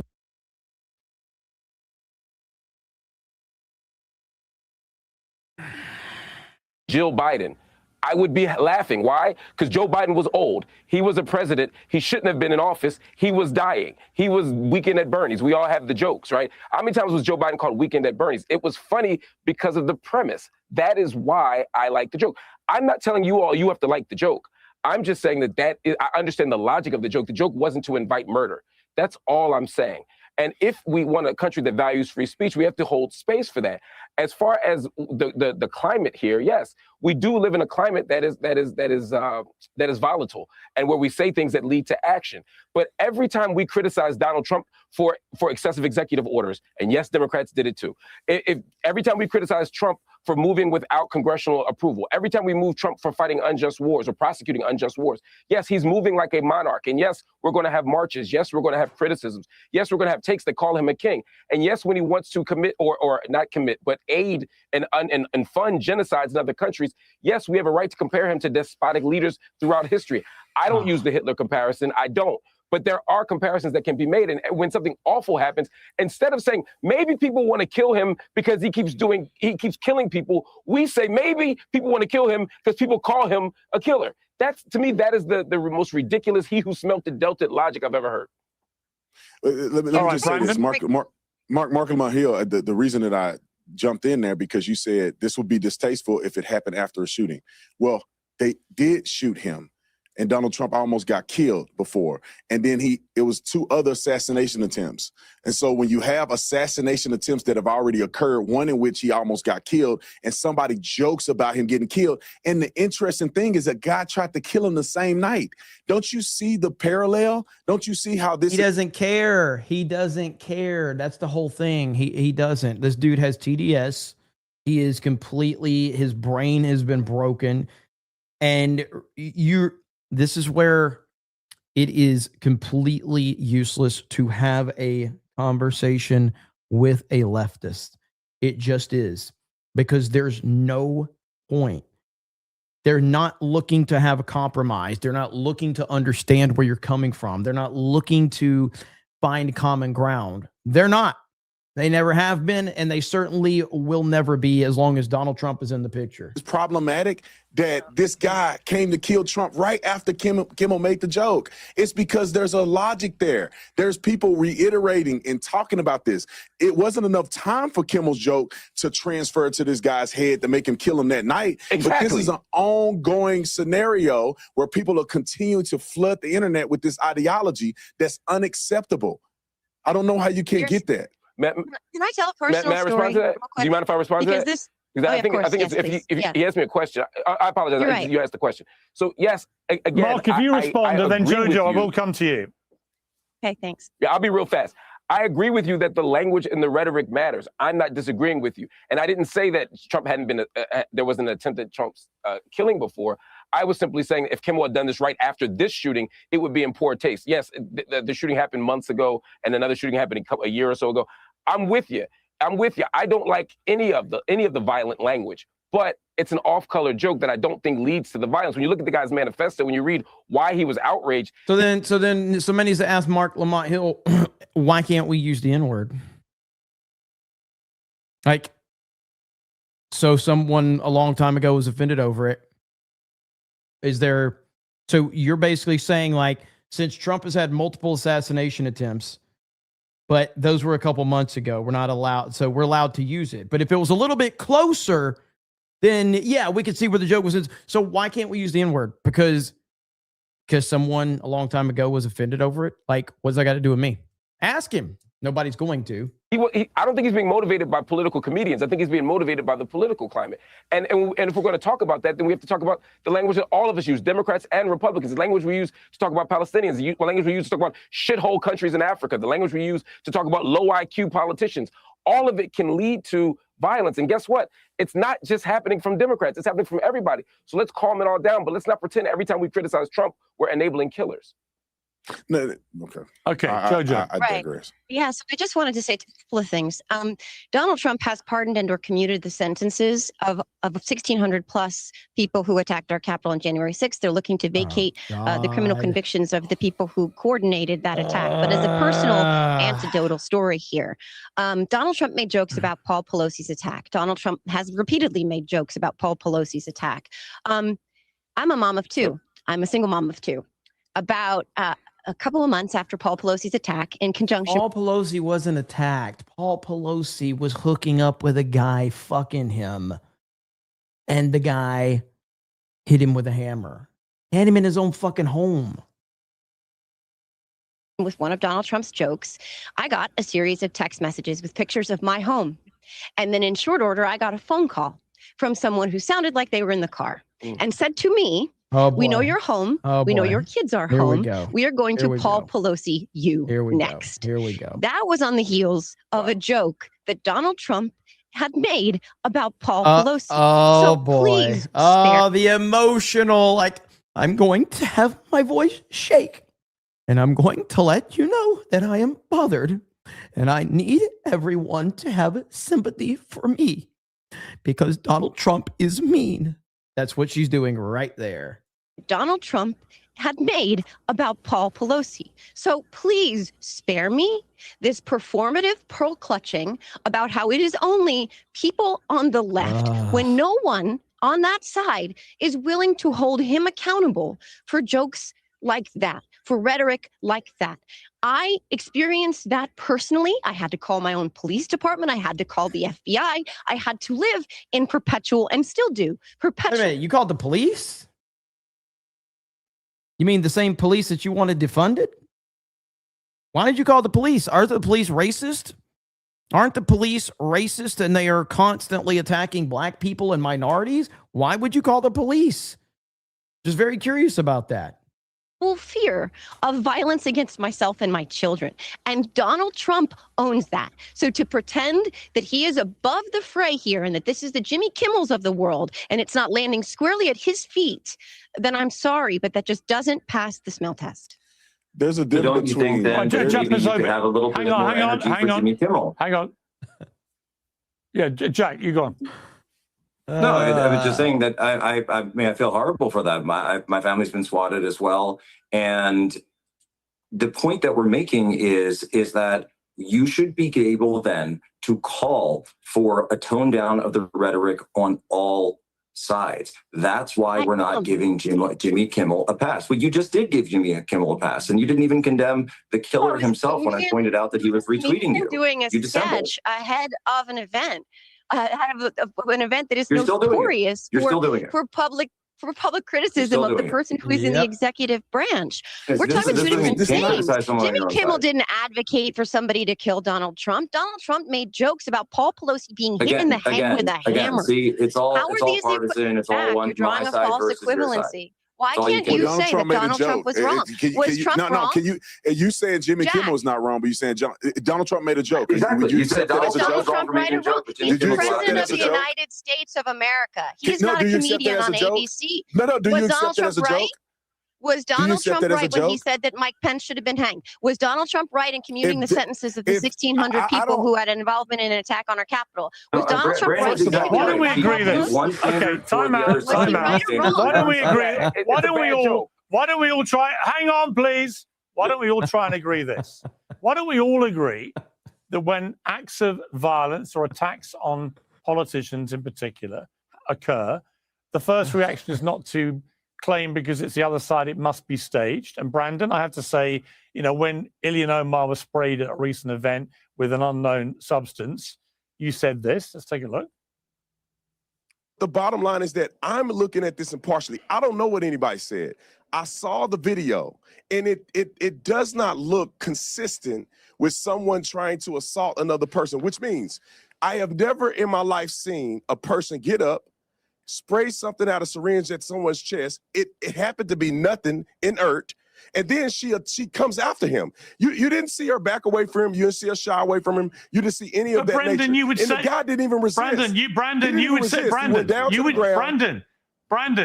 you would say the complete opposite if that was a Republican congressman. That's not true. So that debate we had then, Brandon, I do think. Hang on, officer down. Hang on. Let me handle this, please. Brandon, the point I would make is, as I said then, if it was the other way around, you would say the opposite, and you have. But this happens from everybody. I get loads of people. No, Pierce. Let's talk about it. Where have you seen me say anything to the contrary about a Republican or not? You never heard it. Clearly it was fake. Do we not know that was fake? He did not squeeze any type of chemical agent on her. Did he or did he not? It was fake. I knew it was fake when I saw it. To be fair, the Ilhan Omar thing was fake. Yes. What do you mean? You said Nobody when did I knew know was it? Fake. Because you can see that it's fake. Listen, I have done investigations. Let me explain. I'll let you talk, young lady. Hold on a second. I have done investigations so many times in my career. I've investigated violent crimes. I've looked at surveillance videos. I've done this media stuff for a very long time.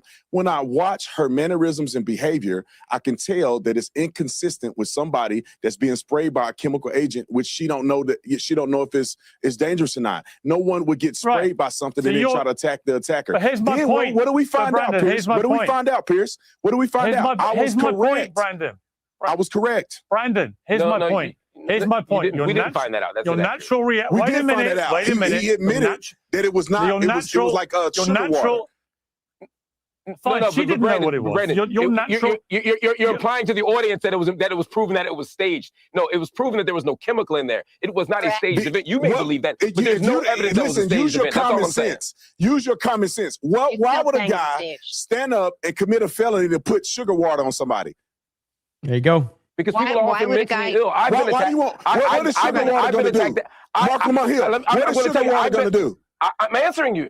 I'm answering you. I have been attacked at events with people who had powder substances. The powder would turn out not to be a chemical. I can assure you I didn't stage it. Sometimes people who are not well do things. Sometimes people do things to intimidate you. Sometimes people do that. You know what? Mark Lamont Hill has a great point, and I hate to side with him, but we as Americans need to be far more responsible with calling out things that are staged.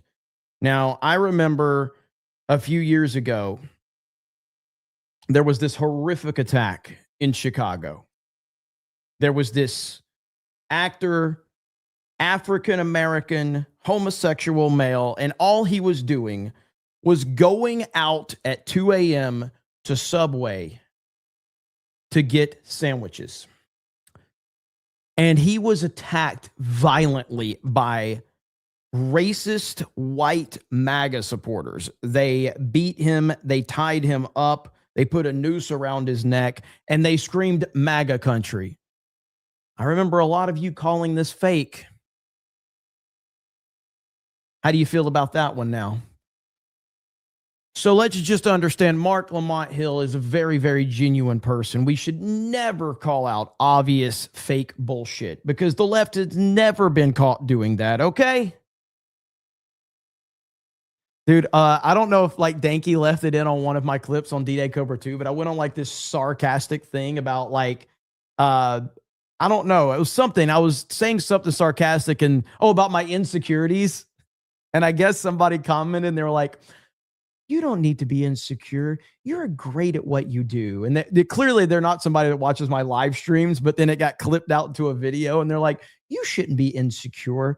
You're doing a great job. It sounded like the Stuart Smiley bullshit from Saturday Night Live. They're like, you're good enough. You're smart enough. And doggone it, people like you. So funny. Things to create a distraction, as you know, as a security person or as a law enforcement officer who has done security. I'm telling you that just because someone doesn't have a chemical agent with them doesn't mean that the person who was the victim staged it. That's all I'm saying. It does not. You don't have any evidence that it wasn't staged. But again, this is where, like, if I was in this situation right now, this is exactly what I would do. I would go full sarcasm on Mark Lamont Hill. That's what I would do. Like, Mark. You know what, Mark? You are correct. You are correct. Because I remember, and then I would have went into the whole thing about, a young black actor, homosexual male. He was simply just trying to get some sandwiches at Subway, Mark. And oh my God, it was so terrible. That's what I would have done in that situation, because sarcasm is the only way to respond to these people. Here's his point. Hold on, let me finish. I'm giving my perspective based on what I observed. You said it was proven. I didn't just make up. Right, but you said it was proven that it was staged. I said it was proven that it was staged. I said it was proven that it was sugar water and it wasn't a chemical agent. I said it was proven that it was sugar water, it wasn't a chemical agent, which aligns with what I'm observing when it happened to her. If it was another scenario, because I don't give a flying flip if it's a Republican or a Democrat. If the scenario looked fake, it looked fake. What are we talking about? A lot of people think Butler looks fake.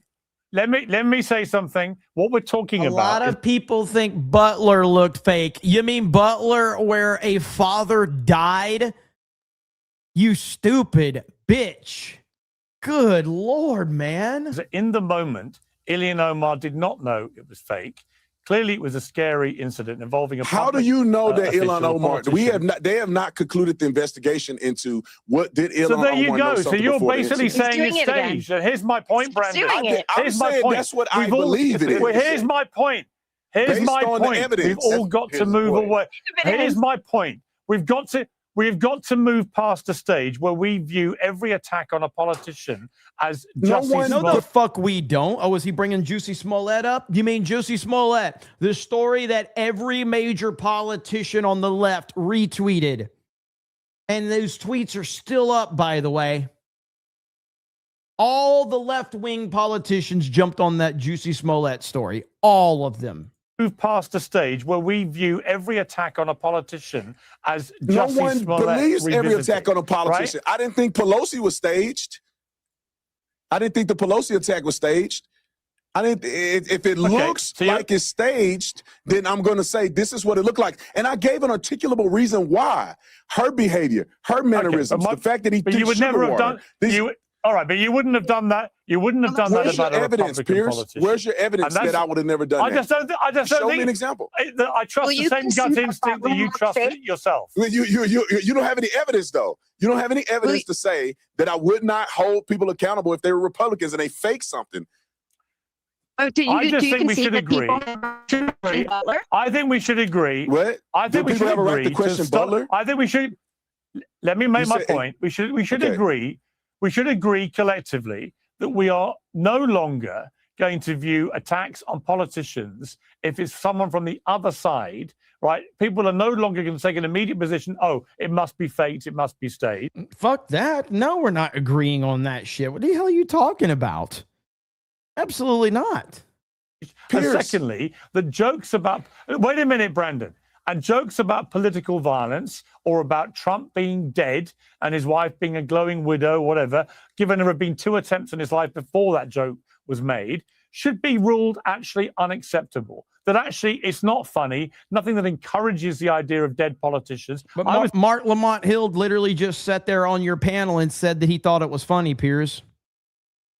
That's literally what Mark Lamont Hill said, that he thought that it was funny and that he likes dark humor. And instead of using an old clip of Mark Lamont Hill showing how offended he could be over a word to counter his nonsense about how he's a big fan of dark humor, you try to go and pull a clip on Brandon Tatum. Out the other night at the Time 100 gala, and I sat with Senator Mark Kelly and with Gabby Giffords. And I remember when Gabby Giffords got shot and very nearly killed.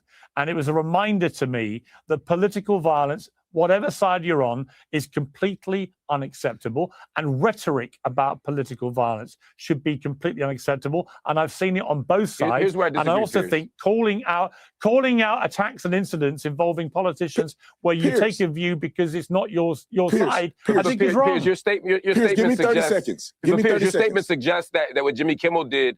Piers, what your statement suggests that what Jimmy Kimmel did was make a joke about political violence. I understand that some of you are making the connection between the two. Jimmy Kimmel wasn't joking that he was that Donald Trump would be assassinated.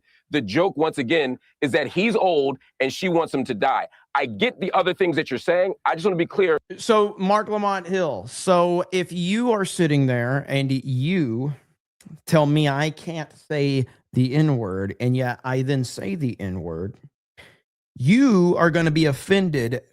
But what if I tell you I'm just making a joke to see if I can make you uncomfortable? Who cares, right? I have a different perspective on what the joke is. But you're going to cry, you're going to whine, you're going to be offended, you're going to want to cancel me, you're going to want me to be deplatformed on every platform, you're going to want my family to suffer, you're going to want my friends to suffer, you're going to want my business to suffer, you're going to want every single thing to suffer because you are personally offended. But what happened to dark humor? What happened to dark humor? What happened to, well, everybody else sees it from this perspective. I can use your bullshit logic against you. For the audience, the I don't millions know of if people that's watching actually the this. joke. I actually disagree with you on that because you made a baby Hitler to be joke. clear, too. well, We all know actually, what if you baby want to be Hitler clear, But hear me out. if you want I don't think you're But my right. point is, Jimmy, we can interpret the clear, joke differently, Mark, but he to be didn't make clear- a joke about political To violence. be clear, That's all I'm Mark, saying. Mark, last time, okay, Mark, one question. Have you spoken to Jimmy Kimmel? Do you know that's what he meant? No, I'm telling you how I interpreted the joke. I'm saying the joke did not include any commentary. So it's all about your personal interpretation. So you can interpret something one way, but you also tell other people that they can't say words based on your own interpretation of it. Forget their interpretation. It's what Mark Lamont Hill's interpretation of the word is. So he's determined you can't say words that offend me, even though you may have a different interpretation of it. You can't say it because it offends me. But on the flip side, people can say jokes because of his own interpretation, but their interpretations, no one else's matters. Welcome to the world of the leftist mindset. About political violence. We're all interpreting the joke, but it would be inaccurate as journalists to suggest that the joke. You are assuming. No, As you are are you. assuming that's what As he are meant. you. You get really emotional. Yeah. Pierce, But you're as assuming are things you. are slanted. And I can tell you, against Donald and I Trump. can Piers, tell no, you, think Piers, that, and I Piers. can Piers, you're tell moving the you, goalpost. No, and I can tell you, Piers, you're I moving. can tell You're you, moving the goalpost. no, You're moving the goalpost. I'm going to say to you, No, you are. I'm going to say to you, if Greg, this is what I'm hang saying. on, No, hang on. You're misrepresenting my point. You're Wait a misrepresenting my minute. point. Shut up. Shut up. If Greg Gutfeld, You don't have to tell me to had shut said up. You that can on just. Fox I'll wait. News There's a time delay. Okay, relax. Just stop shouting. All right, fine. I've told you to stop talking, and you refused. Right? I'm still the moderator of this show. Look, I gotta show you guys this. All right, There's a time delay. This is the clip of Mark Lamont Hill getting very offended right here. Okay, here we go. Here it is. Here it is. Live in a country can say things to white people all the time and they never get canceled. There's no backlashing about this. I want to live in a country where people are allowed to say what they want unashamedly, and you will Well, go not on then. have Say free- it. Say you the will M. not have Go on. free Say. speech. Go on. Say the M word. Go on. I'm not Hang on. Don't invite. No. No. I don't want you to invite this woman to say a racially harmful term in front of me because I'm the only on here. So if she says it, I'm the victim of it. So please don't invite her for ratings to call me the N-word. That's basically what it's going to be. There's a bunch of white people up here. You and one Uncle Tom on the left here, and asking her to say the N-word while I'm here is ridiculous. You would not sit here with a Jewish person and say, please use a Jewish slur in front of this Jewish. It's ridiculous. I understand you don't have any bad intent, Piers. I understand what you're trying to do. Oh man. Just stop shouting. All right, fine. I've told you to stop talking, and you refused. Right? I'm still the moderator of this show. If There's a time Greg delay, Piers. Gutfeld I'm had not said the interrupting you. There's a time delay. Okay, you are hearing me repeatedly say, "Please stop talking." Correct? No, he's intentionally. Oh no! Wait a minute. You're responding to everything else, and now you're acting. Oh God! Oh no! Now he's acting like there's a time delay. Holy shit! Goalpost. What? No. You're moving the goalpost. I'm going to say to you. No, you are. I'm going to say to you. If Greg, See how quickly he's responding to Piers, and now he's pulling the time. Oh no! Oh no! hang on. Hang on. You're misrepresenting my point. You're misrepresenting my point. Shut up. Shut up. If Greg Gutfeld, You don't have to tell me to had shut said up. You that can just. on Fox I'll News wait. There's a time delay. Okay, relax. Just stop shouting. All right, fine. I've told you to stop talking, and you refused. Right? I'm still the moderator of this show. If There's a time Greg delay, Piers. Gutfeld I'm had said not the same- interrupting you. There's a time delay. Okay, you are hearing me repeatedly say, Right "Please here, stop talking." right here, right here, Correct? right here.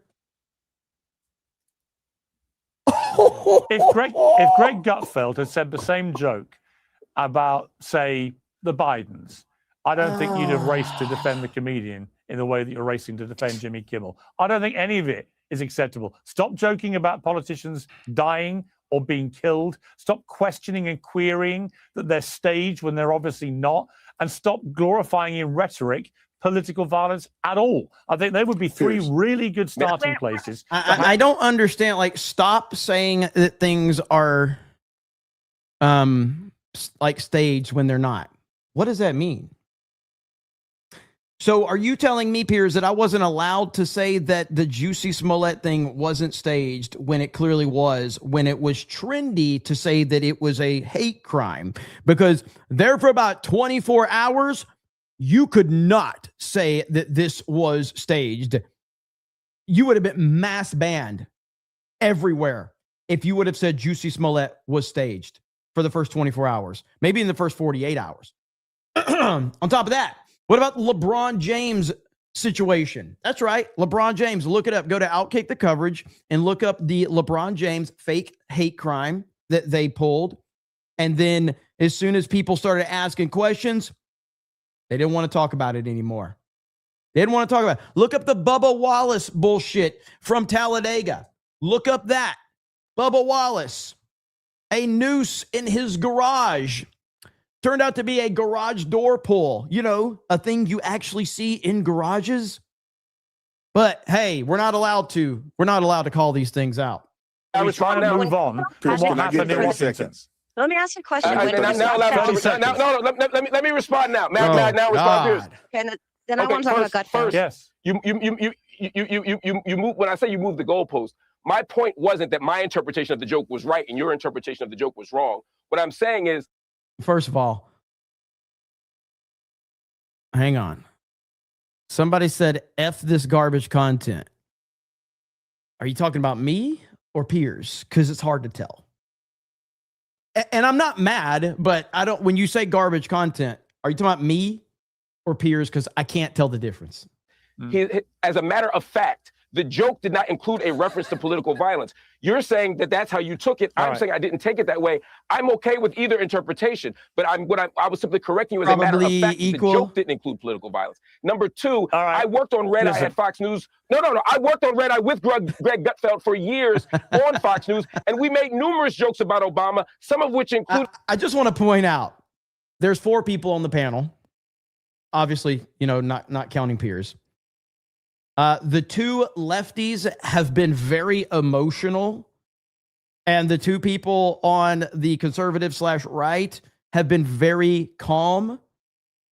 Very interesting dynamic there, okay? Jokes about the first black president being shot. So again, you are objectively wrong. So I'm going to ask you, now that I have corrected the record and shown you that I've worked with Greg Gutfeld on Red Eye at Fox News and that we made jokes about Obama dying that were made by me, can you at least acknowledge that you're wrong? Yes. Thank you. Thank you. You also said that protesters should have their names and on that bombshell released online on that dramatic their lives. On that wait a minute. On that dramatic bombshell, we have sadly run out of time. All right, so there's that. That was listen. You can say whatever you want about Piers Morgan. Piers Morgan is 100% the Jerry Springer of YouTube. I give him full credit. I do wish that Piers would do an in-person show just like Jerry Springer, where he could just put everybody up on a stage and have a live studio audience and just have them yell at each other. That would be fantastic. But he knows how to do it. He knows how to create chaos, and he knows how to pit people against each other. And it's great. Like, I genuinely love watching his show or reacting to it because it gives me a lot of commentary to add. Don't really like being on the show, but I like watching it. So good stuff right there from Piers Morgan and that whole panel. Marmillan says, look at my printouts. Beginning to give samples of him not calling anyone a not see or any abhorrent stuff comparative to what they say. Also, nothing inciting any violence and all zero context. I know you sent that earlier. But I do appreciate it, Marmillan. And then you also sent this one as well. Thank you. That's some funny shit right there. I agree. It is. Big Luigi says Jack tax. Nero Moto Protocol says Trump isn't real tax. Incoherent Name says if you're paying informants, you pay them in cash, so there's no paper trail. You don't pay them through dummy shell corporations to obfuscate your duties. Dark Schwartz Rising for 20 says, wait, so she admits those jokes do inspire violence? It's really interesting. They just continue to tell on themselves over and over again. Thank you, Dark Schwartz Rising. Legalized adulthood for 1990. It says, breaking, my oranges are under attack. How was your weekend? Remember, kids, if Democrats didn't have double standards, they'd have no standards at all. My life sucks because Juice, the movie Juice with Tupac, Hail IDOT 199. Shit that didn't happen for 500, Alex, says Marmillan. Celebrity Jeremy says, we've been lucky that it's been a week, the weak-minded so far, but what happens when a smart guy goes after Trump? That's a very good point. Celebrity Jeremy says, you sent that one twice, Celebrity Jeremy, so I don't know if you meant to send that one twice. It came through twice, so it could have been a glitch on my end. Let's see. Siege Garden says a good therapist is like a good mechanic. They don't want to see you come back with damage. They want you driving the best ride possible. The Base Wizard says, Hail D-Day Cobra. I know you aren't a huge anime fan, but I found one called, is it Macross Plus? Volume 1. It's a mech anime from the 90s. Bryan Cranston is VA. I mean, I like anime. I don't get too far into anime, but I've liked a lot of the anime that I've watched. There's just so much to get into. Over on Rumble, Minister Vaughn thinks says, don't forget the Secret Service has been operating without pay due to DHS being constantly blocked by Dems. It makes you wonder. Steve Surf on Rumble says, Jeremy, it's the American Jews that will continue to fund every PBS leftist mainstream media. I've never heard that one before. Runs with Phantom says, Royals, it's bullshit. We didn't kill her. We did not. Oh, hello, mate. Hello, mate. And again, thank you over on Kick for hanging out. Cellular Dream for 500 kicks. Says Jeremy likes men. For $5, he says that shit. For $5 Mr. Vaughn thinks says Jagger Jaw Ho Joe is 3 beauty filters deep. Yikes. Mr. Vaughn thinks says Omar watches Alex Jones confirmed. Let's see. Look up. Eric John says, look what Livia Soprano said about psychiatry. I like Tom Cruise's take on psychiatry with Matt Lauer. John Jones says, as a 97 kid, the biggest celebrity deaths for me was Michael Jackson and Robin Williams. Rocketron says, it's crazy how the Marxists who pose as right-wingers do so much for the left. The left can just sit back and watch them accelerate downhill. Taker says, I knew Trump would start World War XII. I knew it. Eric John says, I got rid of my sub after he cut his hair.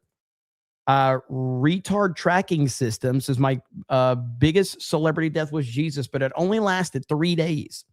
Candace says, can you send us 11% of your fans the link? Oh, the OnlyFans with my only face. Well, that took that one from Krista because Krista has her only face on Twitter. That where I guess she shows her face for her subscribers. But mine will be through the beauty filter. All right. Nubbin says, whoa, buddy. Darth Manic says, the celebrity deaths that bother me, oddly, were David Bowie and Ryan Dunn. Messed me up, son. Dark Gavel says, Trump Lake 2028. East Coast Toast Boy says, just stream every day, Jeremy. Every time you don't stream, you always jinx something. This is true. Ben Ryder says, F&T and Tuesday Night's Main Event explained in one sentence, Jeremy. I don't know what that's in reference to, but it's probably something about us being retarded. Luis says, Michelle Obama, who's that? They are referring to Big Mike. JB says, biggest celebrity death for me. I ate mushrooms with Chris Farley and Shannon from Blind Melon at Woodstock 94 and both died within a year. Damn. Nubbin says, what's whoops, buddy? You mean whoa, buddy? What's up, Snake Pit? If you can dodge a wrench, you can dodge a ball. Yep, he corrected the whoa, buddy right there. Cole Howler says, media was licking Obama's ass like a lollipop. Ministry of Wrong thinks says, if you have to explain that he's a comedian, he's not a comedian. No Mo Kings says, new meme just dropped. No Mo Kings. Ministry of Wrong thinks says, are you homosexual? Interesting question. Cole Howler says, the United N-Word College Fund should ask Mark for its money back. Savage Talk says, come under new tacos, Joe. Random commentator dude says, did you see Ilhan Omar read World War II as World War XI? We covered that earlier in the show. John Jones says, if you think people in the future will be baffled by Trump, imagine telling someone 15, 20 years ago that he would become president. That's true. Old Salty Dog says, in a fair and just world, JoJo would be well known, a star on the hub. Minnesota Star says, it's not both sides equally. I'd say 95-5, but you also have these brain dead right talking about Israel sounding just as crazy as the left. Cole Hauser says, I gave Jeremy a lifetime N-word pass. Let's go. Phil says, who's more dense, JoJo or Grace Randolph? Also, I'm lurking today at work. Well, I can watch Grace Randolph because there is good information through her sea of bullshit. I can't stand the JoJo chick. Grace Randolph is a complete idiot, but there's good information that I can use for content through that. JoJo's an idiot. Hunter says it's not a joke. Let's see. It's a joke, not a dick. Don't take it so hard. Jay Fraser says, Hell 199. I didn't say this on the night until now. From Scotland to USA. God bless America. President Trump and JD Vance. Thank you.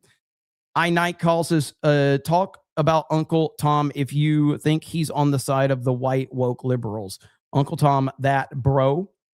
Jim P says Lamont Hill is such a childish person. Night Call says Trump, shut up, silly woman.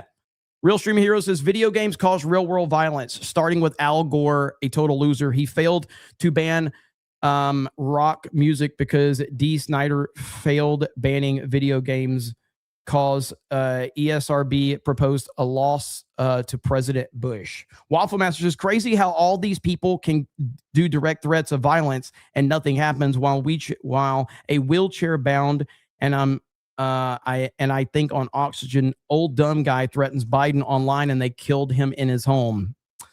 Sad but true. Even memes got you arrested. You know, as a Trump supporter, they arrested a guy over memes. Fucking crazy, man. This dude's channel isn't being attacked. Holy shit. Are you kidding me? You just exposed me? Nobody's ever gonna super chat me again now. Fuck! You're not supposed to call me out. How the fuck am I supposed to make a living getting super chats if you're just gonna expose me? Holy shit, man. Let a brother grift.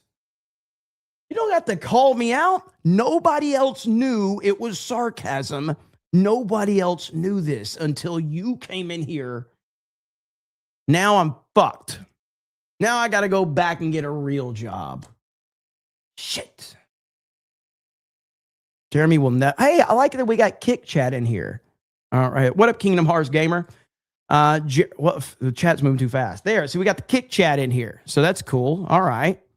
Damn it, man.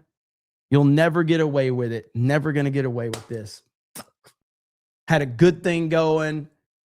And I'm the first person on YouTube that has ever said my channel is under attack. This is the first time it's ever been put on YouTube. I came up with this. I should copyright it. Mar Millen says, oh, you're under attacks again? Whoa, buddy. Penelope Page says, hail to the other ladies in the snake pit. Tay says, expose him. Willie Will with a proper 199. It's over. My channel is under attacks. It's under attacks. It's over. We'll never recover. But if we're going to go out, we're going to go out with Sydney Sweeney. That's right. Oh, you want the red dress? Your channel is not under attack. Man, thought everybody was going to fall for it.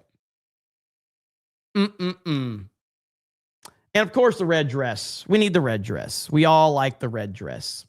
But for those that are curious, the reason I did title it this is because I went live and then it looked like my Twitter might have been hacked. I'm still not sure what happened, but I did get a shady email. So I decided to end my stream and change every single password and notify some people on the G&G team. Let's make sure we are changing all the passwords, make sure we're doing our due diligence. We don't want anything to get hacked. So anyway, that's why. And then I retitled the stream, My Channel is Under Attack, because I suddenly ended my previous stream to, deal with that issue. So, but that's why. But thank you, Willie Will, as always. And thank you to Sydney Sweeney. Cutie Pie Tax? Talking about me or Sydney? Probably me. Probably me.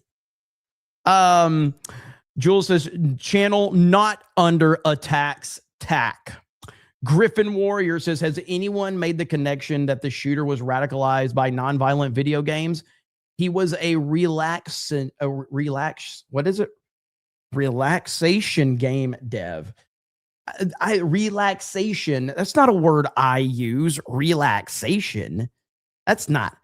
What are they called? Cozy games. That's what they're called. Cozy games, not relaxation. I'll fuck that one all up. You know what? I know words. I have the best words, okay? So you can't get mad at me for that, all right? I know words. I have the best words. But there's no better word than, I can't fucking find the clip. I was trying to stall long enough to find it. Now I can't. Where is it? Did we get rid of that one? Nope, there it is. I know words. I have the best words. But there's no better word than stupid. Sorry, it took me a minute to find that one. And got that one. We're good. Boom, boom, boom. All right, Willie Will, I really appreciate it, brother. Thank you so much. Good to see you. You're supporting not just me. I see you supporting other people out there, man. You guys are the best chat on the internet, and it's not even close. It's not even close.